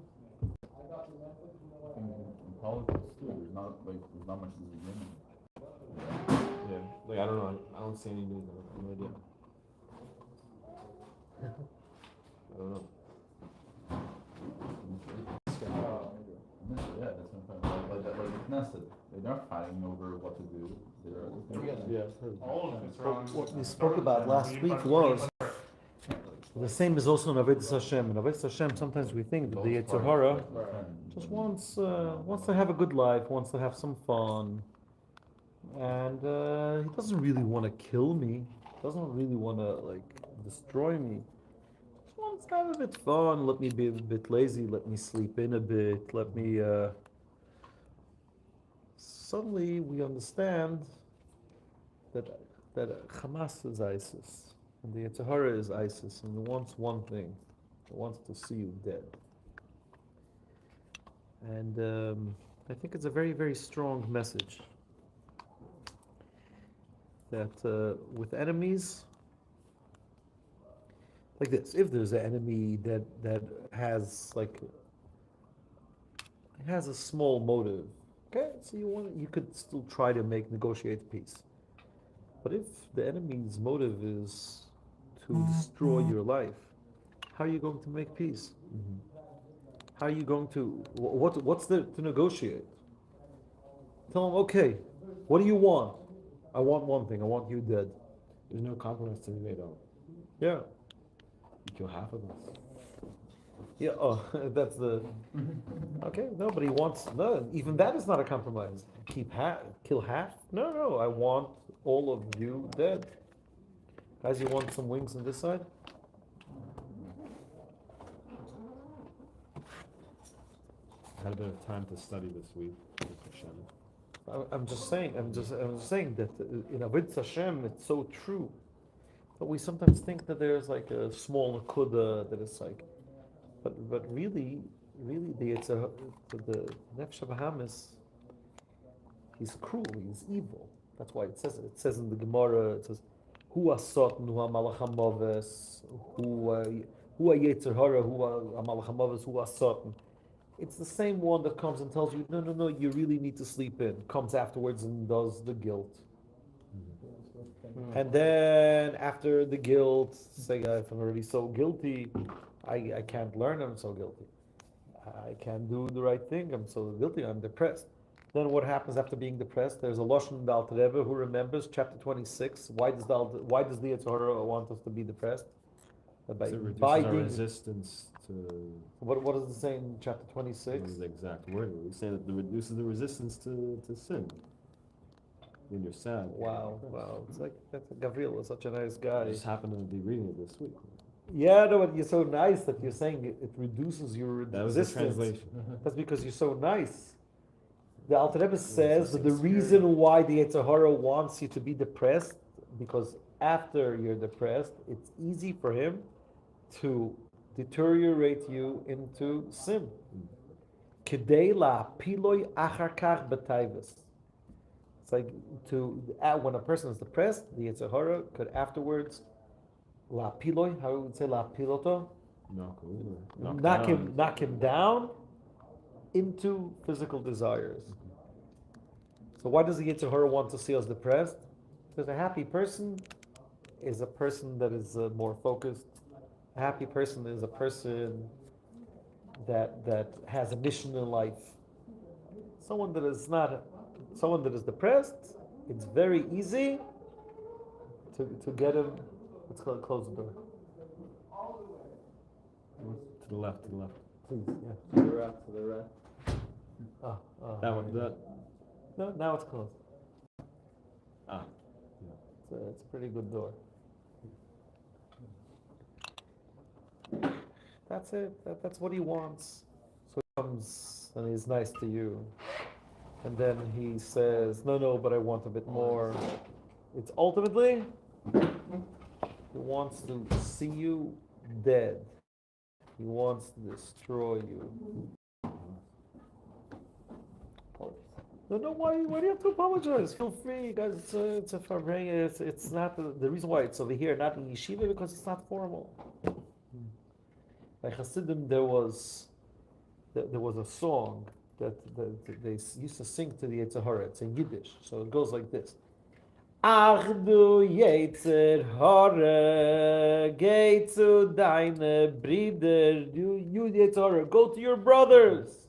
Like, leave me alone. Geh zu deine Brüder, sie wollen dir hören, sie wollen dir folgen, sie wollen tun dein Begehr. They will listen to you, they will obey to you, they will do your will. Aber mir Hasidim Chabadnikes, but us Hasidim Chabadnikim. Zogen, we say, Tzamalecha nafshi. But we say, I thirst to you, I thirst to you, God, my soul. My soul thirsts to you, God. But we need. I know it's so not in these days to have hate, because we're all nice and cool. But sometimes I believe, my wife doesn't like it, but my wife is from California, so she doesn't like it. I say a person that doesn't know how to hate doesn't know how to love.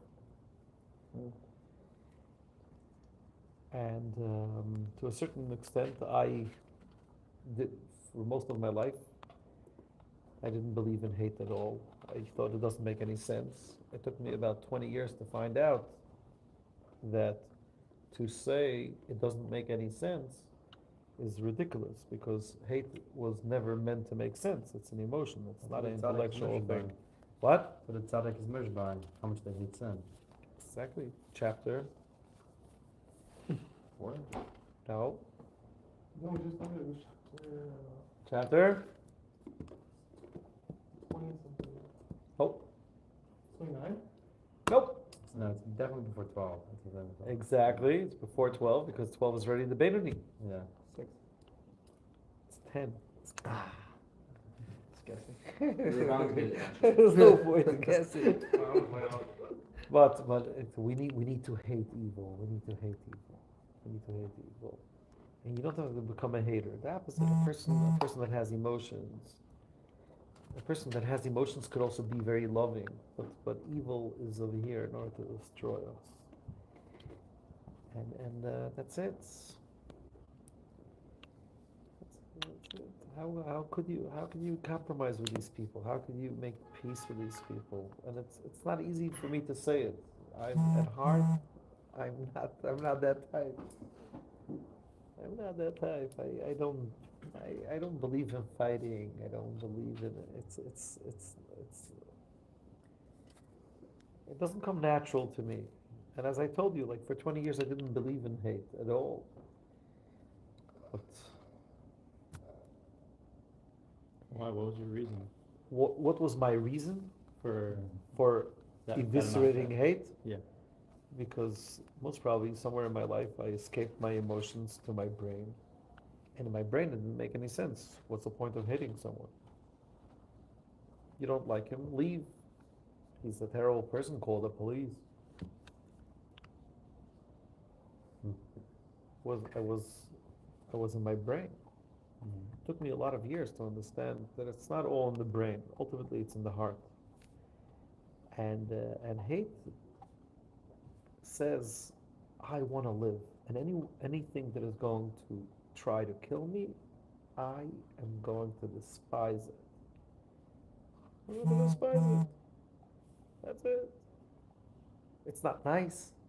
The whole world says it's not nice what we're doing now. I just saw a clip. Someone sent me a clip of someone arguing, some Muslim girl arguing with Ben Shapiro. And she started saying in Dresden, they bombed.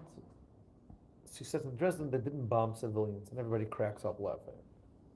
You saw that video? Mm-hmm. So, I'm not embarrassed to say I didn't know about Dresden. So I looked it up.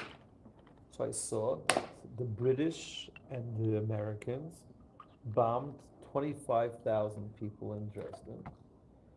After the war, there was a lot of discussion if that was justified. So I thought to myself, that's so brilliant. They discussed it after the war. Why is it that we're trying to save our lives? We're discussing it before the war. So bomb the daylights out of them. They should never even think of touching us again. And afterwards we'll discuss if it's justified or not. What? It's like they bombed 25,000 people. In Hiroshima and Nagasaki, how many people did we kill? Millions, no? No. It's about, I think, Like 180,000? I was thinking between 150 and 200,000 probably. 150 and 200,000 people. Okay, what am I trying to talk about? We need to kill people. I don't think we need to kill people, and it has nothing to do with most of us. Most of us were not in the army. What does it mean for us? When the Yetzer Hara comes tomorrow morning and says, "Don't wake up the Chassidus," or "Don't do whatever you need to do." Yeah. Hiroshima was 140,000, you guys are right. How many? 140,000. 140,000. Hiroshima? Yeah, Hiroshima and Nagasaki?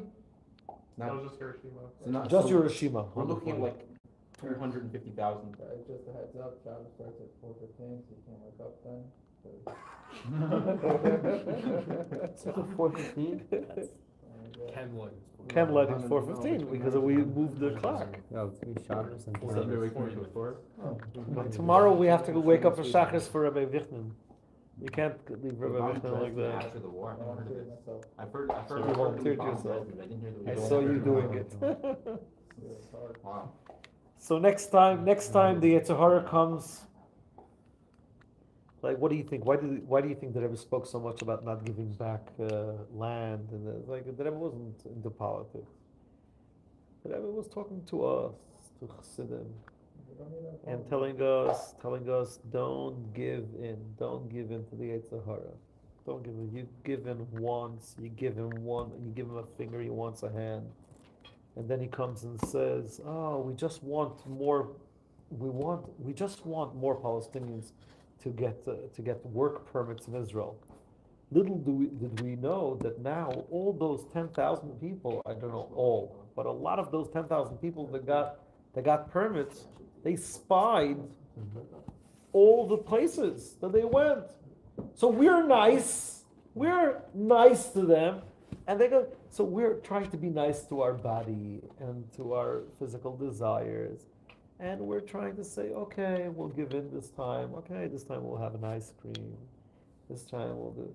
And little do we know that it's over here. It's like a Trojan horse comes in.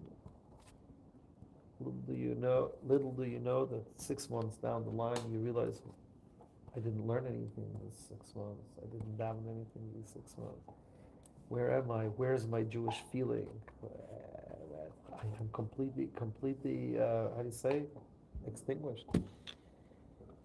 So l'chaim. I know I already said a part of it last week, but I can't stop thinking about it because I want to get along with my Yetzer Hara, but you can't. You can't. How long am I going to stay such a leftist? How extreme leftist could I be? Like, be a liberal, no problem. in Israel, by the way, in Israel there's a very left paper. It's called Haaretz.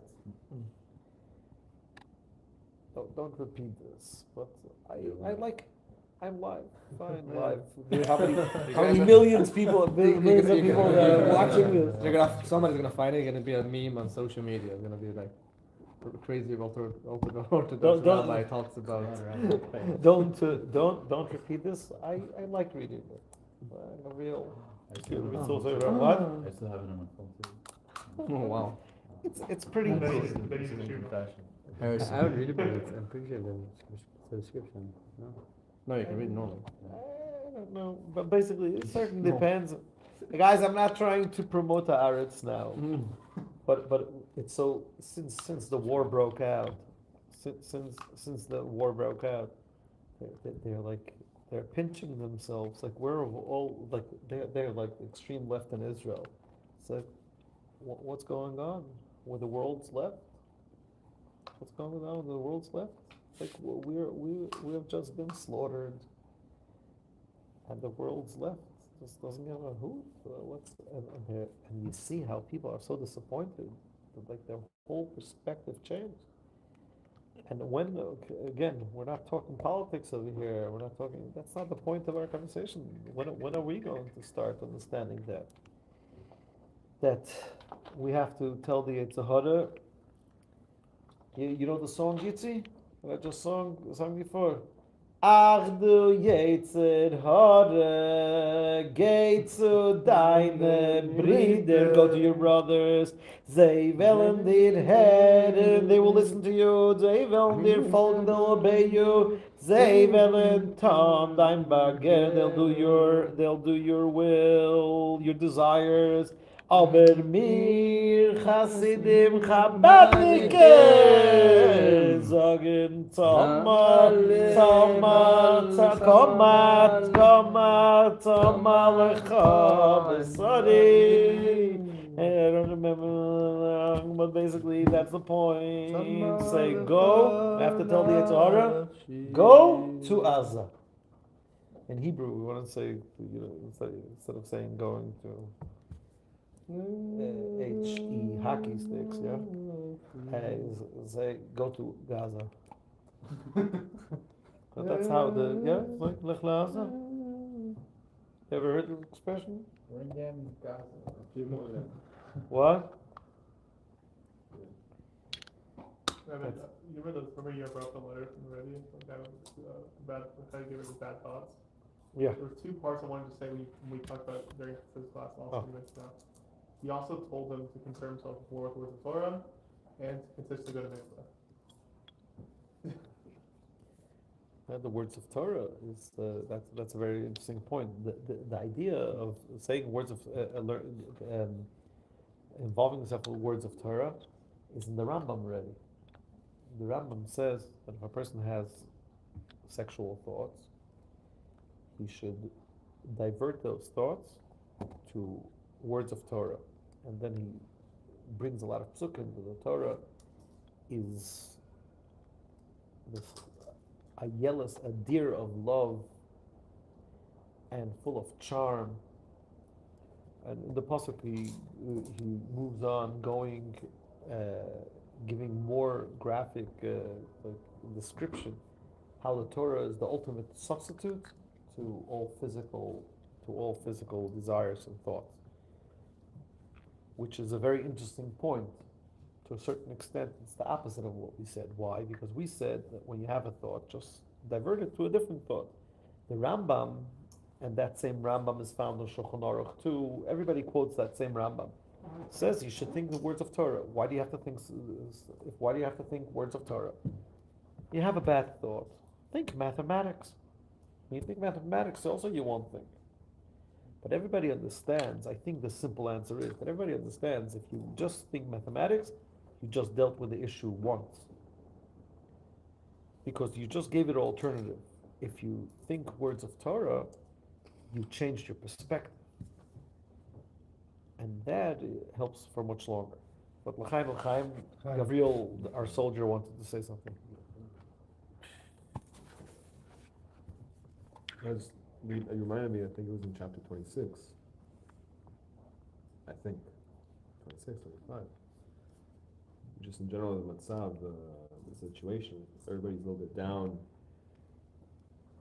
Well, I think it's different now, right? I mean, I'm not here, but I think in general the mood is lightened, right? As opposed to like Simchas Torah and the first week. right. People were very depressed in the beginning. Yeah.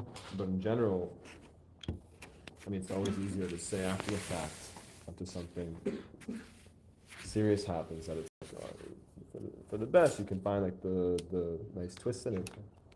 But in general, the Alter Rebbe was saying how the way that evil works is that Hashem waits for it, lets it come up at its strongest point, so that he can knock it down at its strongest point. It doesn't mean anything for him to knock it down when it's not something so serious. What do you mean that's something so serious? When it's like when Hamas is like doing whatever little things that they're doing for us to beat them, then it's not such a big deal. It's not such a Kiddush Hashem. The whole point is that they have to show that it's a serious thing. It's not just Hamas, it's everybody. Everybody's about to get involved. It's just starting. So everybody's going to get involved. Maybe I'm missing something. What do you mean everybody gets involved? It's not just Hamas. You got Hezbollah, you have Iran, the puppet masters. All The Yemenites. Everybody. Iran's the whole puppet masters. No? Yeah, all the anti-Semitism. But once Iran gets involved, America's involved. When that happens, Russia and China, everybody's involved. Not saying this to scare people. Saying that this is it. The Mashiach's right here because everybody's getting involved, and it's the requirement because Hashem allows for the evil to come up in its strongest state, for us to knock it down with one fell swoop, and that's it. Misham Ridcha. How does the pasuk say? Tagbia kanesher. That the evil will rise like a eagle, Like an eagle. and from there Hashem will knock him down. It's 26. Which point? This what I'm saying, because I think it's connected also to sadness and to not get sad about how when you have thoughts. 24. 26 is speaking of thoughts. Is that what wrestler? The wrestler is 26. The beginning of 26. Yeah, 26 is the wrestler. With bad the strong guy having bad thoughts. Yeah, 26. Depression. So. Depression and everything. And you will lose. I was your just asking, scope. where in Tanya does it say Misham Ridcha? It's either 26 or 27.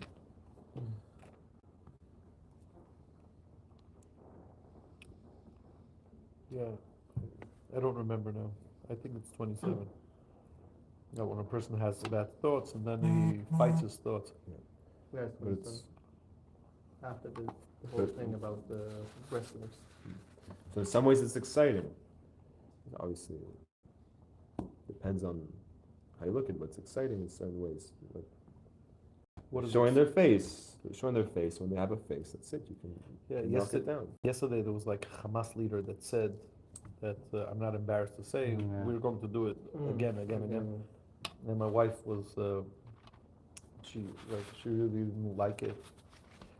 She said that's terrible. They're saying they're going to do it again. I told her this is most probably the best video of the whole war. It gives us legitimacy for another month.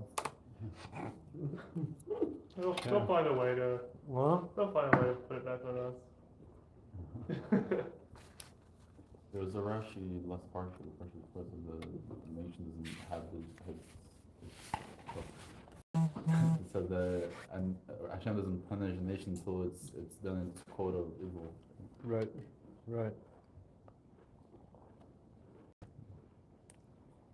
I think it's the Gemara's Sefer, no?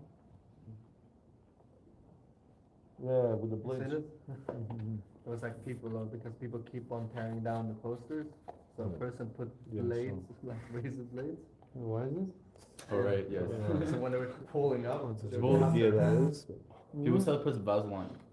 like because That's they one. put up the posters, people keep tearing down the posters.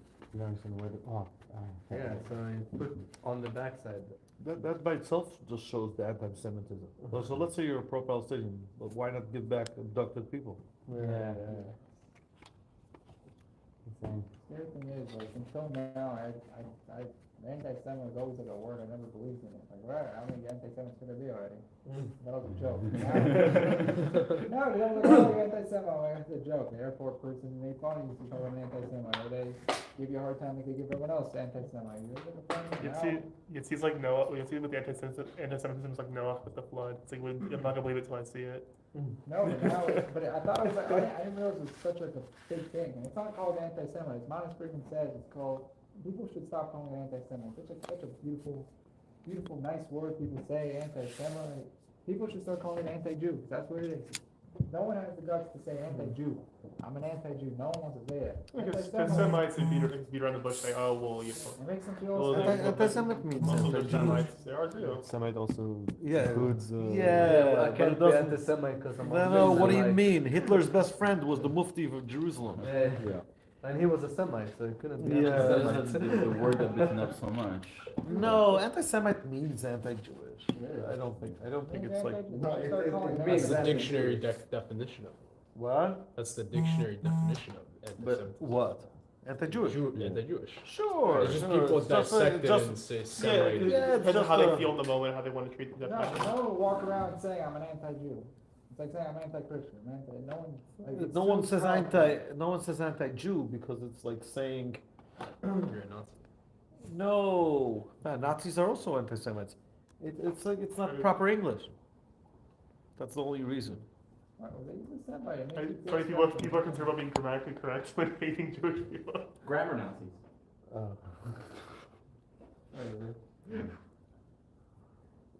No, someone wants to share something they thought this week, they learned this week. Sing a nigga maybe. What? Shabbos is going to be the Rebbe of Shabbos yard site. No, not yard site, birthday. The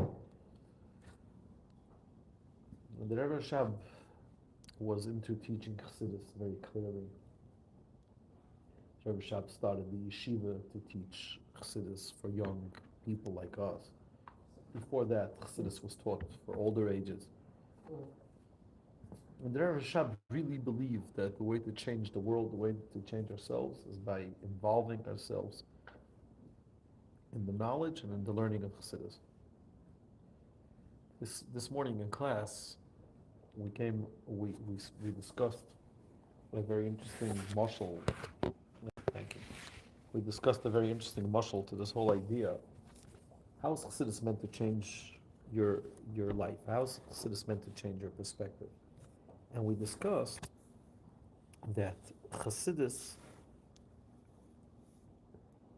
the way Chassidus is meant to work is that once you understand really, Chassidus is not like other systems. There's other systems that are more direct. You have to do like this, you're not allowed to do like this. It's also like, it's much more motivational. So therefore you should do like this, and therefore you should do like that. Chassidus believes in just talking about Sfidas. We just spent like an hour and a half.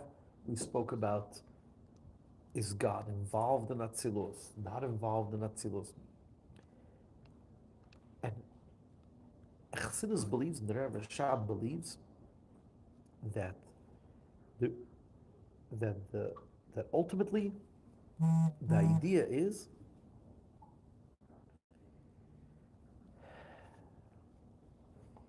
that once you start learning more about God and godliness becomes more real in your eyes, automatically you will be drawn to the godliness within everything. And the mashal for that we used this morning, it's based on the mashal of the Rebbe Rashab, is monopoly money. Kids, if you want to take away $100 bill from a child, what do? You give him a nickel, a dime, a quarter, and a penny. Then you go to him and you tell him, I have 4 money, I'm giving you 4 monies. You give me the $100 bill. And this is not just a piece of paper, this is real money. It's money. What happens the second you start understanding the value of money? Say, you could give me 15 of these, 20 of these. I don't see paper, I see worth. Why? Because that's a part of maturity. We all used to play Lego when we were children, yeah, or playing with matchbox cars. What happened one day? Yeah, did we make a resolution? Okay, I'm stopping to play with Monopoly money. I'm making a resolution. Achmata, I am never, ever going to play with the matchbox cars again.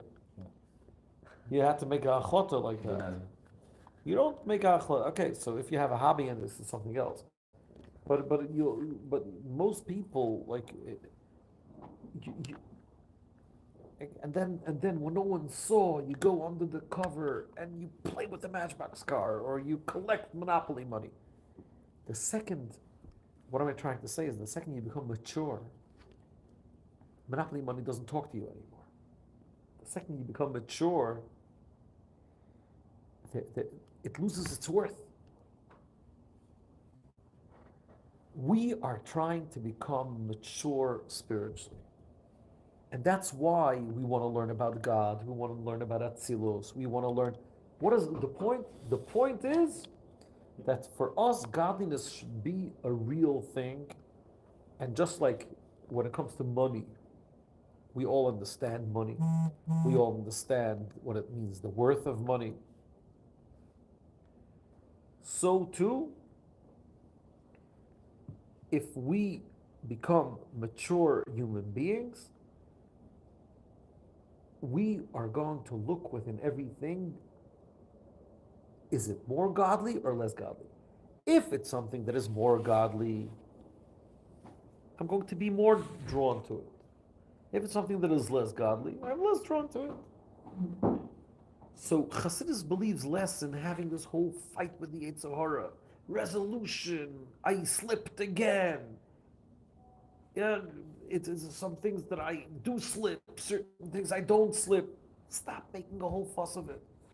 Make godliness something more tangible, palpable, real. Make it a part of your reality. Mature a bit. Slowly, you'll start seeing that certain things attract you less. So l'chaim, may the Rebbe Rashab's dream of making us appreciate more Chassidus, make it become a reality. Amen. So l'chaim. Amen. Zach, thank you for the mashka. Josh, you want to share something you learned this week? You thought this week? I think about it. Oren, you want to share something? Nothing comes to mind. Specifically. Which niggin comes to mind? But a deep one, a good schmacker one. You have a good niggin? Yeah.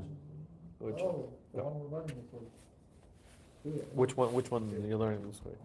It's I don't. The name is just Negan Shabbat Yantiv. So many niggin shavs Yeah. but the one that Vishnitz stole and put it on the words Ravravin? It's wordless. There's no words. Yeah, but Vishnitz put it onto words of the Zmiris. Goes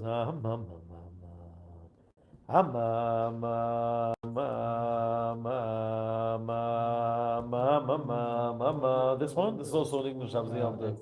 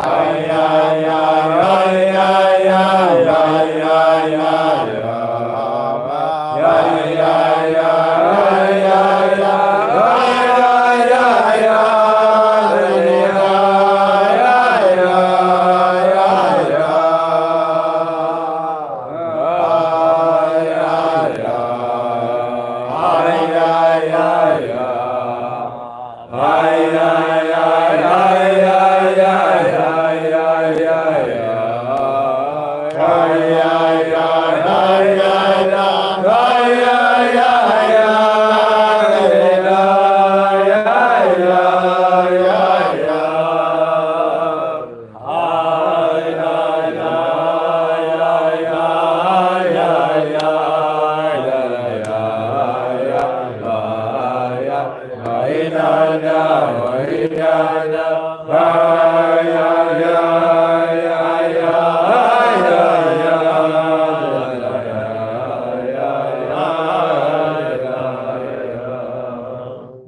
do you want to share? Something? This week or Yeah, something you're thinking of, something is on your heart and your mind.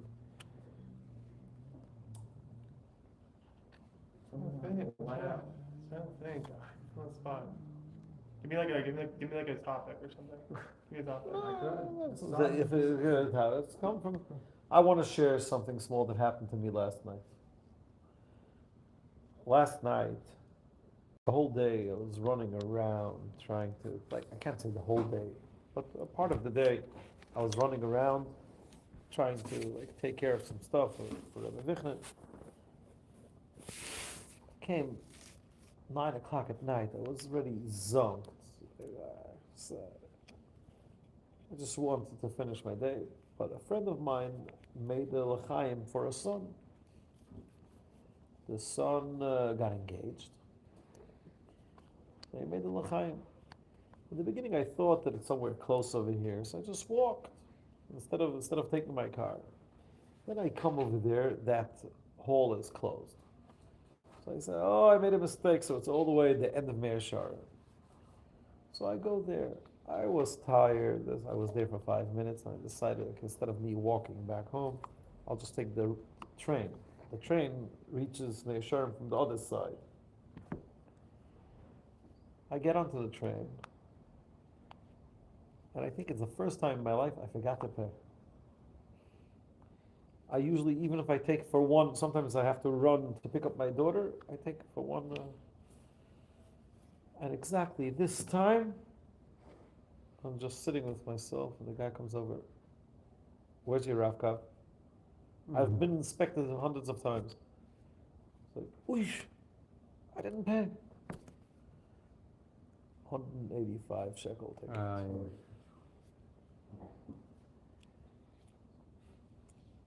Wasn't happy. It's so not cool. I told him, look, I have my move it over here. I paid. I can show you all the times I paid. I was like, completely. I had a hard day. I forgot. It skipped my mind. I'm not even a train. Like, I have a car. You didn't pay 180 shekels. So what do you do with such a story? I thought to myself, what can I learn from that story? And everybody has their personal struggles. But for me, a big part of my struggle is to stay focused. Be focused. I run a million things. I run around from a million things. I want to make sure there's also this and also that and also teaching and also. You can't really grow if you're not a focused person. And I know that I have to work on it, but I'm procrastinating it. So I felt that Hashem gave me like a small tickle. It's like, if you're not focused, you'll also forget to pay. It ended up costing me another 180 shekels. I don't think it's a punishment. It's like a reminder. No, Mayor, start being more focused. Work it. Be more focused. Something happened last night. Someone. I have a better idea. You have a better idea why it happened to me? No, I mean, I always struggle paying, and then when he makes me pay the $50, I'm like, okay, Hashem, maybe pay the monthly bill, you know? No, but on the train, there's always inspectors, and I hear that. I don't, and I'm actually one of the people that I don't believe that. I pay even for one stop. It's like I believe in paying. I believe you're not allowed to ride without paying. But You eat hot it's way too much. Stop. I also pay everything. no, the reason why I'm reading it now is because I want to hear what they think now. Yeah. If If you miss your stop, you pay the way back. What? If you miss your stop, you pay the way back. You don't have to. Yeah. It's free for an hour and a half. But if I have to, I would pay. Yeah.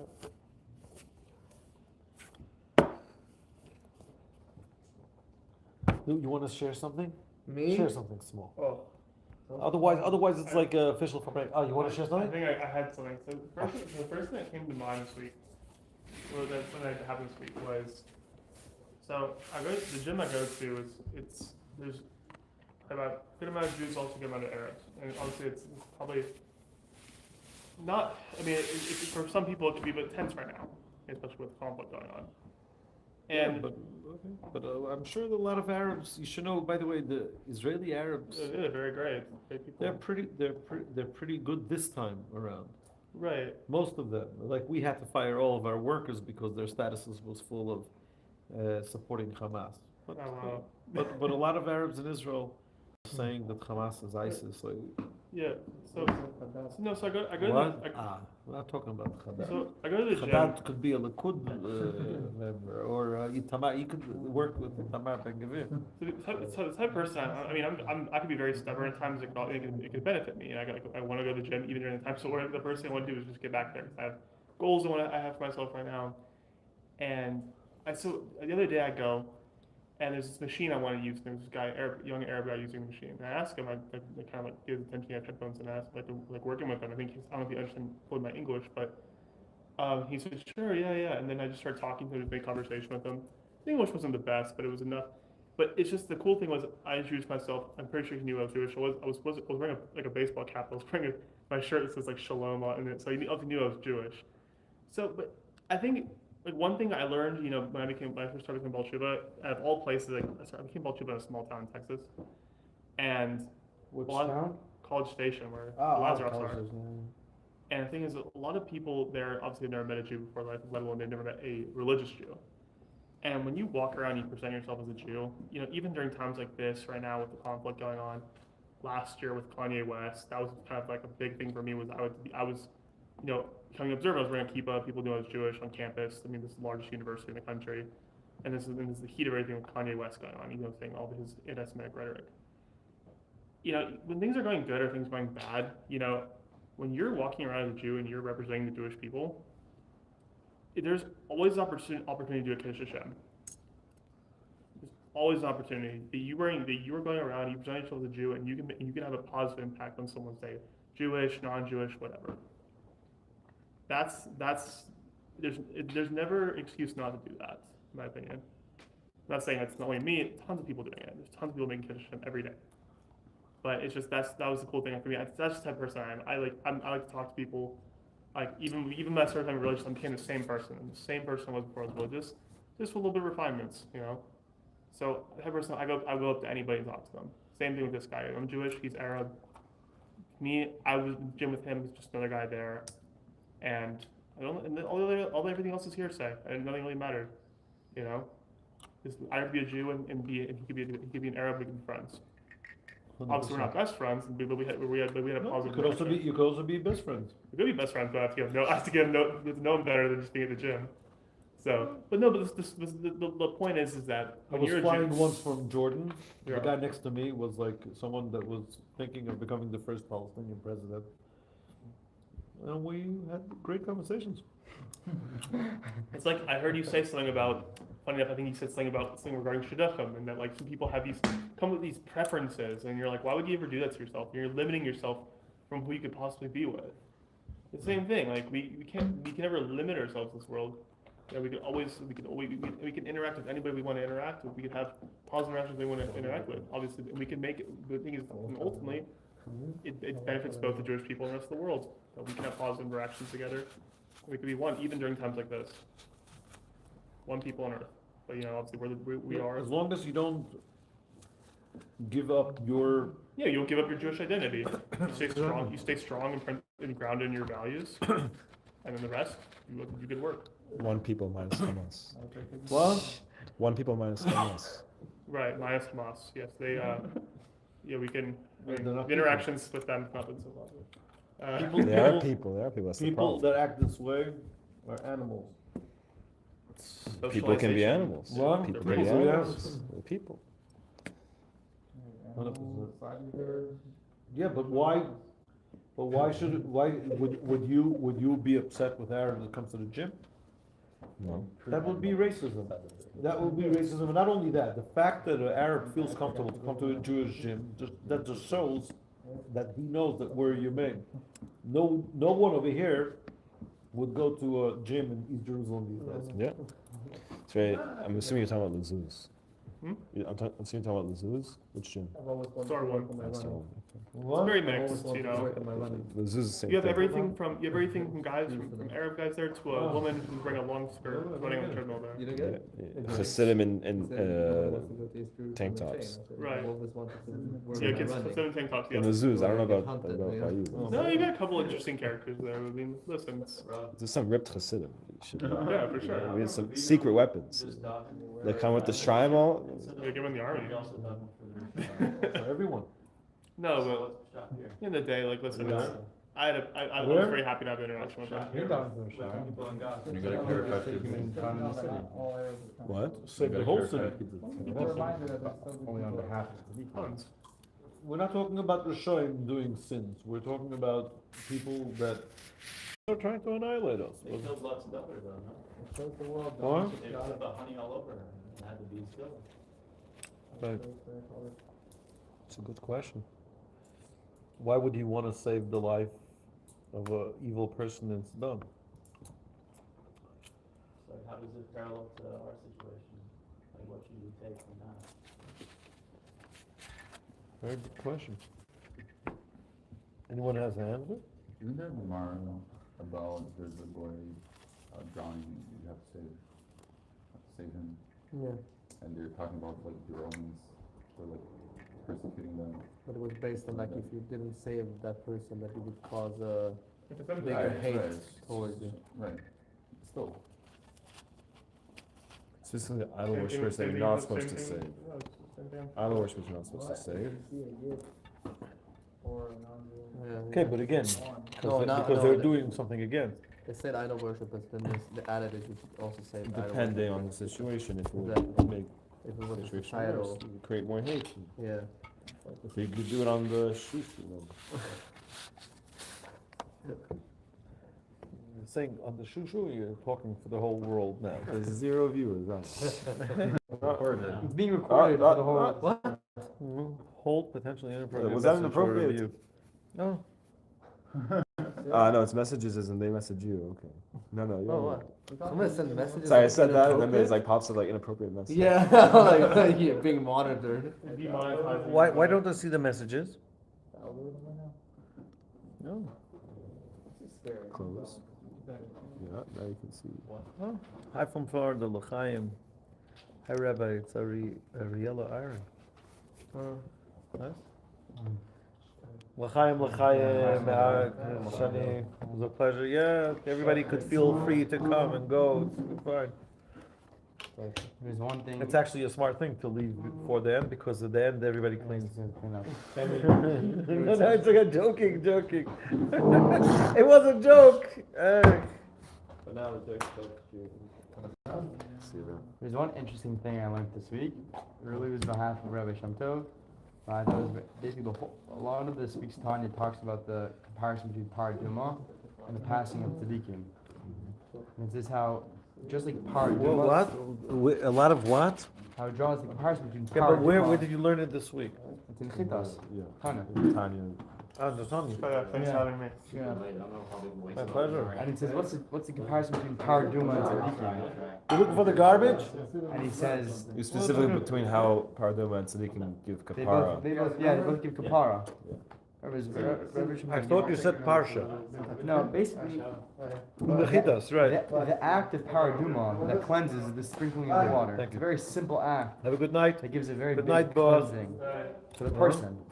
A paraduma, the sprinkling of the water. Good night, Oren. It was really a joke. What's that? Huh? Oh, it's a clean, huh? But he says, this is Rabbi Shem Tov said. He said, so what's the simple act? It says in Tanya that the passing of the tzaddik itself gives kapara. No. But Rabbi Shem Tov was was saying what could be the thing of. When did Rabbi Shem Tov talk about it? Yeah, I was just talking to him after davening. He was talking to Nasna. He was reading Chitas and he just said why is it bringing this comparison? Why is it bringing the comparison of paraduma and passing of tzaddikim? Right. What's their What's the point, right? Yeah, what's the point? Because even if you say, okay, fine, it's the passing of the tzaddik gives kapara and paraduma gives kapara, but what's the common thing between them? And so for paraduma, we see it's the sprinkling of the water. It's a very simple act that grants atonement. All you do is sprinkle water. So with tzaddikim, he said it's kashrus. That it could be something as simple as learning chitas every day, you're doing mitzvahim, you're reading an extra. That's the idea of Rabbi Shem Tov? That's something he shared, which I thought was very insightful. What of the tzaddik gives kapara? It's his kashrus. That's what the Tanya said. It didn't say. I don't know if it said. It said about his conscious. It said following the ways. Following his ways. Right. Fine. But that is the comparison to paraduma? He was. Right, I don't remember exactly how he connected to Said, paraduma. how does someone? He's saying 'cause it comes from a much higher level.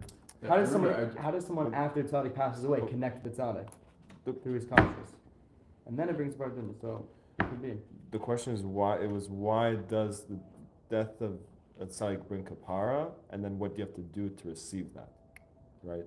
Yeah. So the discussion is what you have to do Following to his receive that, ways, but then right. why does it actually happen? Right, It's because of how it comes from a Right. higher level, which I don't Right. remember. So. That is very So true. about how, like the Rebbe asks, why does the passing of tzaddik comes right after the paraduma, but not just paraduma, it comes after the part of the paraduma that happens like outside of the camp. Right outside from the simple from. But then something doesn't talk, out of if it was just it talks about how we clean sins, but if it was just cleaning sins, it should talk about right after when the sacrifices at the temple, because that's what cleans sins, Right. And the answer was that because the regular sacrifices, they drew down from Zion Malchus, and therefore it would clean all the sins that were from Klippas Nega, and elevate the Klippas Nega to become something holy. But the Gimel Klippas, the three impure Klippas, they can't be elevated by that because according to the world and to time and to nature, there's no way to elevate them.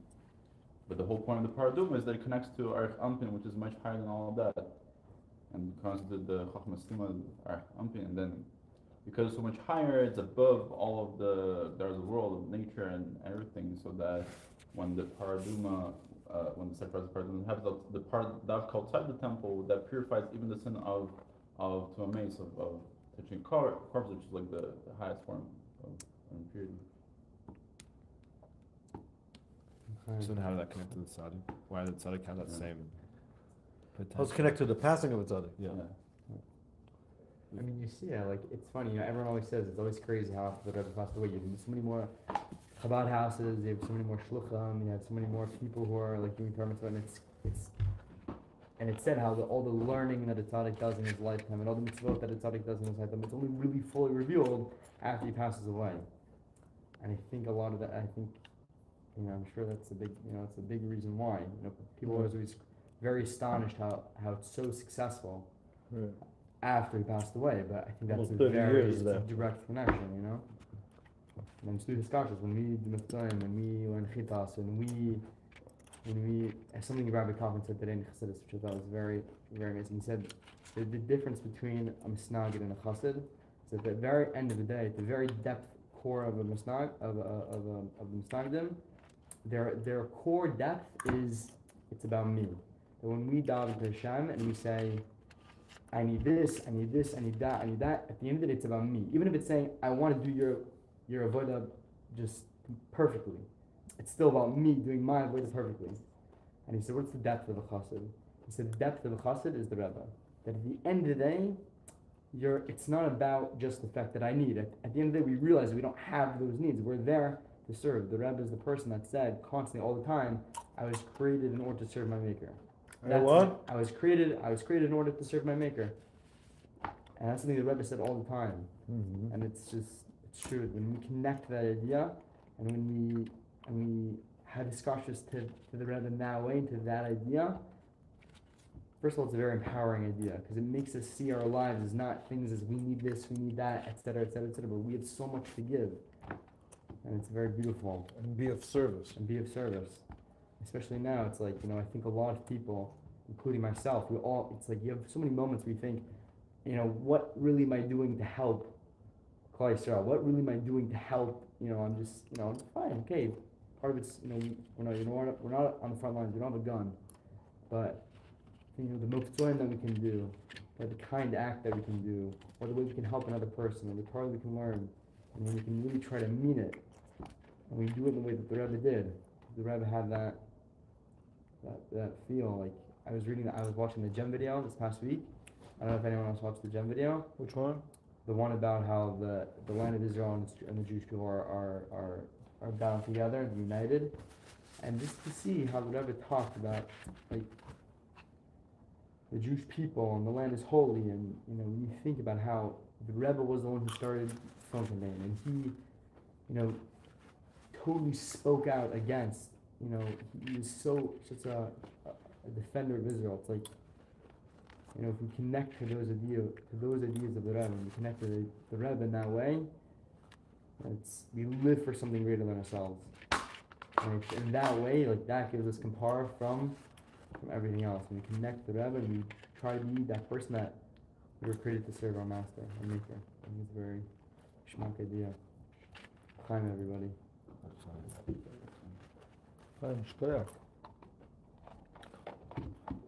Beautiful. Now, what does he do to him now? Mm-hmm. Oh, I'm not. I'm gonna go there in the morning. I was wondering. When are you going to go? Leave at like 6. What?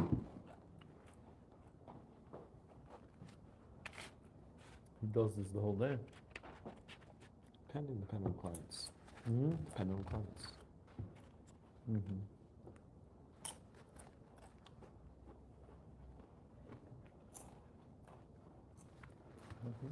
Rabbi, can help, Yeah? Maybe hits you want to say something.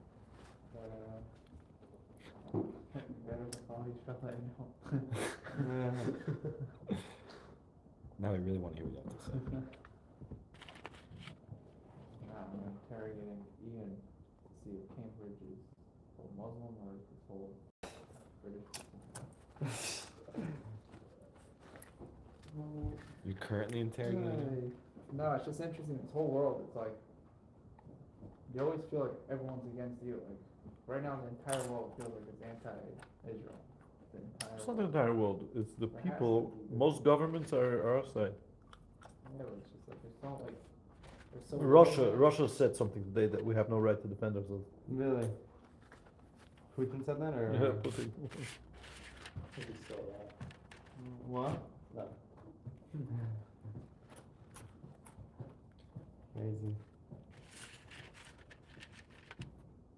It's pretty clear. It's cool to see like Abishur's on our side. What? Abishur's on our side. Yeah.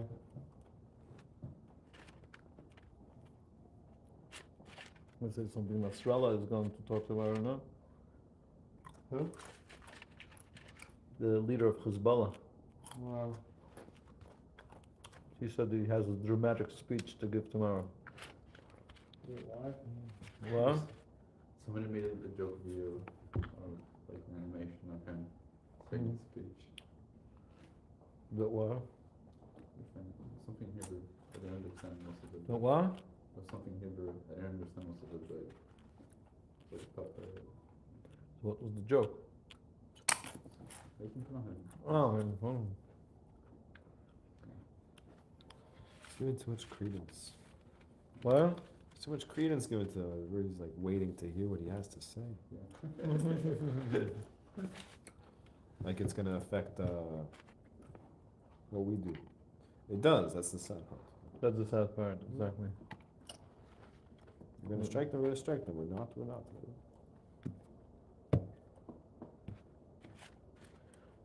No, but America promised that if he gets involved, they're going to fight him. Today he threw 20 rockets in space. That's not called getting involved? Maybe the great speech that they're not getting involved. What? Maybe he's going to say in the speech that what? No, That they're is not involved. getting involved. They're involved. They're involved. They're involved. They've been shooting us this whole time. Sure. Right. Like, No, they do it in a way that they slowly escalate, and then you can never say, oh, why did we get in? No. Also the Arabs, if they would kill only 10 people. So, Sderot is already getting rockets for 15 years, right? What happened now? Because this time they already went too much. 1,400 people. Having their cities bombarded for 15 years straight. That's not enough? That's where you set the line. They could have said at any point, this is any rocket shot now is considered an act of war, and we'll take necessary measures. And then that's it. One rocket, and you now do whatever you want. But they allowed it to keep happening. Right. No, but the way the war works, it's a matter of exposure. Like, What do you mean? I don't know the proper word. So like, what's happened with Hezbollah? What's If what? they do this, if they go and kill this many people, so now we have the green light to do this, and if we do this, then they have the green light to do that. That's when you work proportionately. But the way to get rid of people that try to kill your life, So- you're dafka not proportional. Right, but so that's the problem. But I'm saying that's with- Proportion means that you give the power to the person, the perpetrator. right. But, It's like you said, it's worth to pay once in a month. 180 shekels. it's more of the sense of like, let's say, if you go and attack you bomb somebody's capital city, so Right. now they're allowed to bomb your capital city, because I'm saying because we don't want to we're holding off with Hezbollah, so it's a sort of back and forth of neither one wants to push past a certain line. So it's like measure for measure. I mean, any other situation, if it wasn't for the war in Gaza, Israel would be in full-on war with Hezbollah if they were doing this. What? They're attacking every day, throwing rockets, and Yeah. any other situation, Israel would have just been in full-on war Yeah. with Hezbollah. Because of the war in Gaza, then it's not a war. That's what we haven't gone with Hezbollah because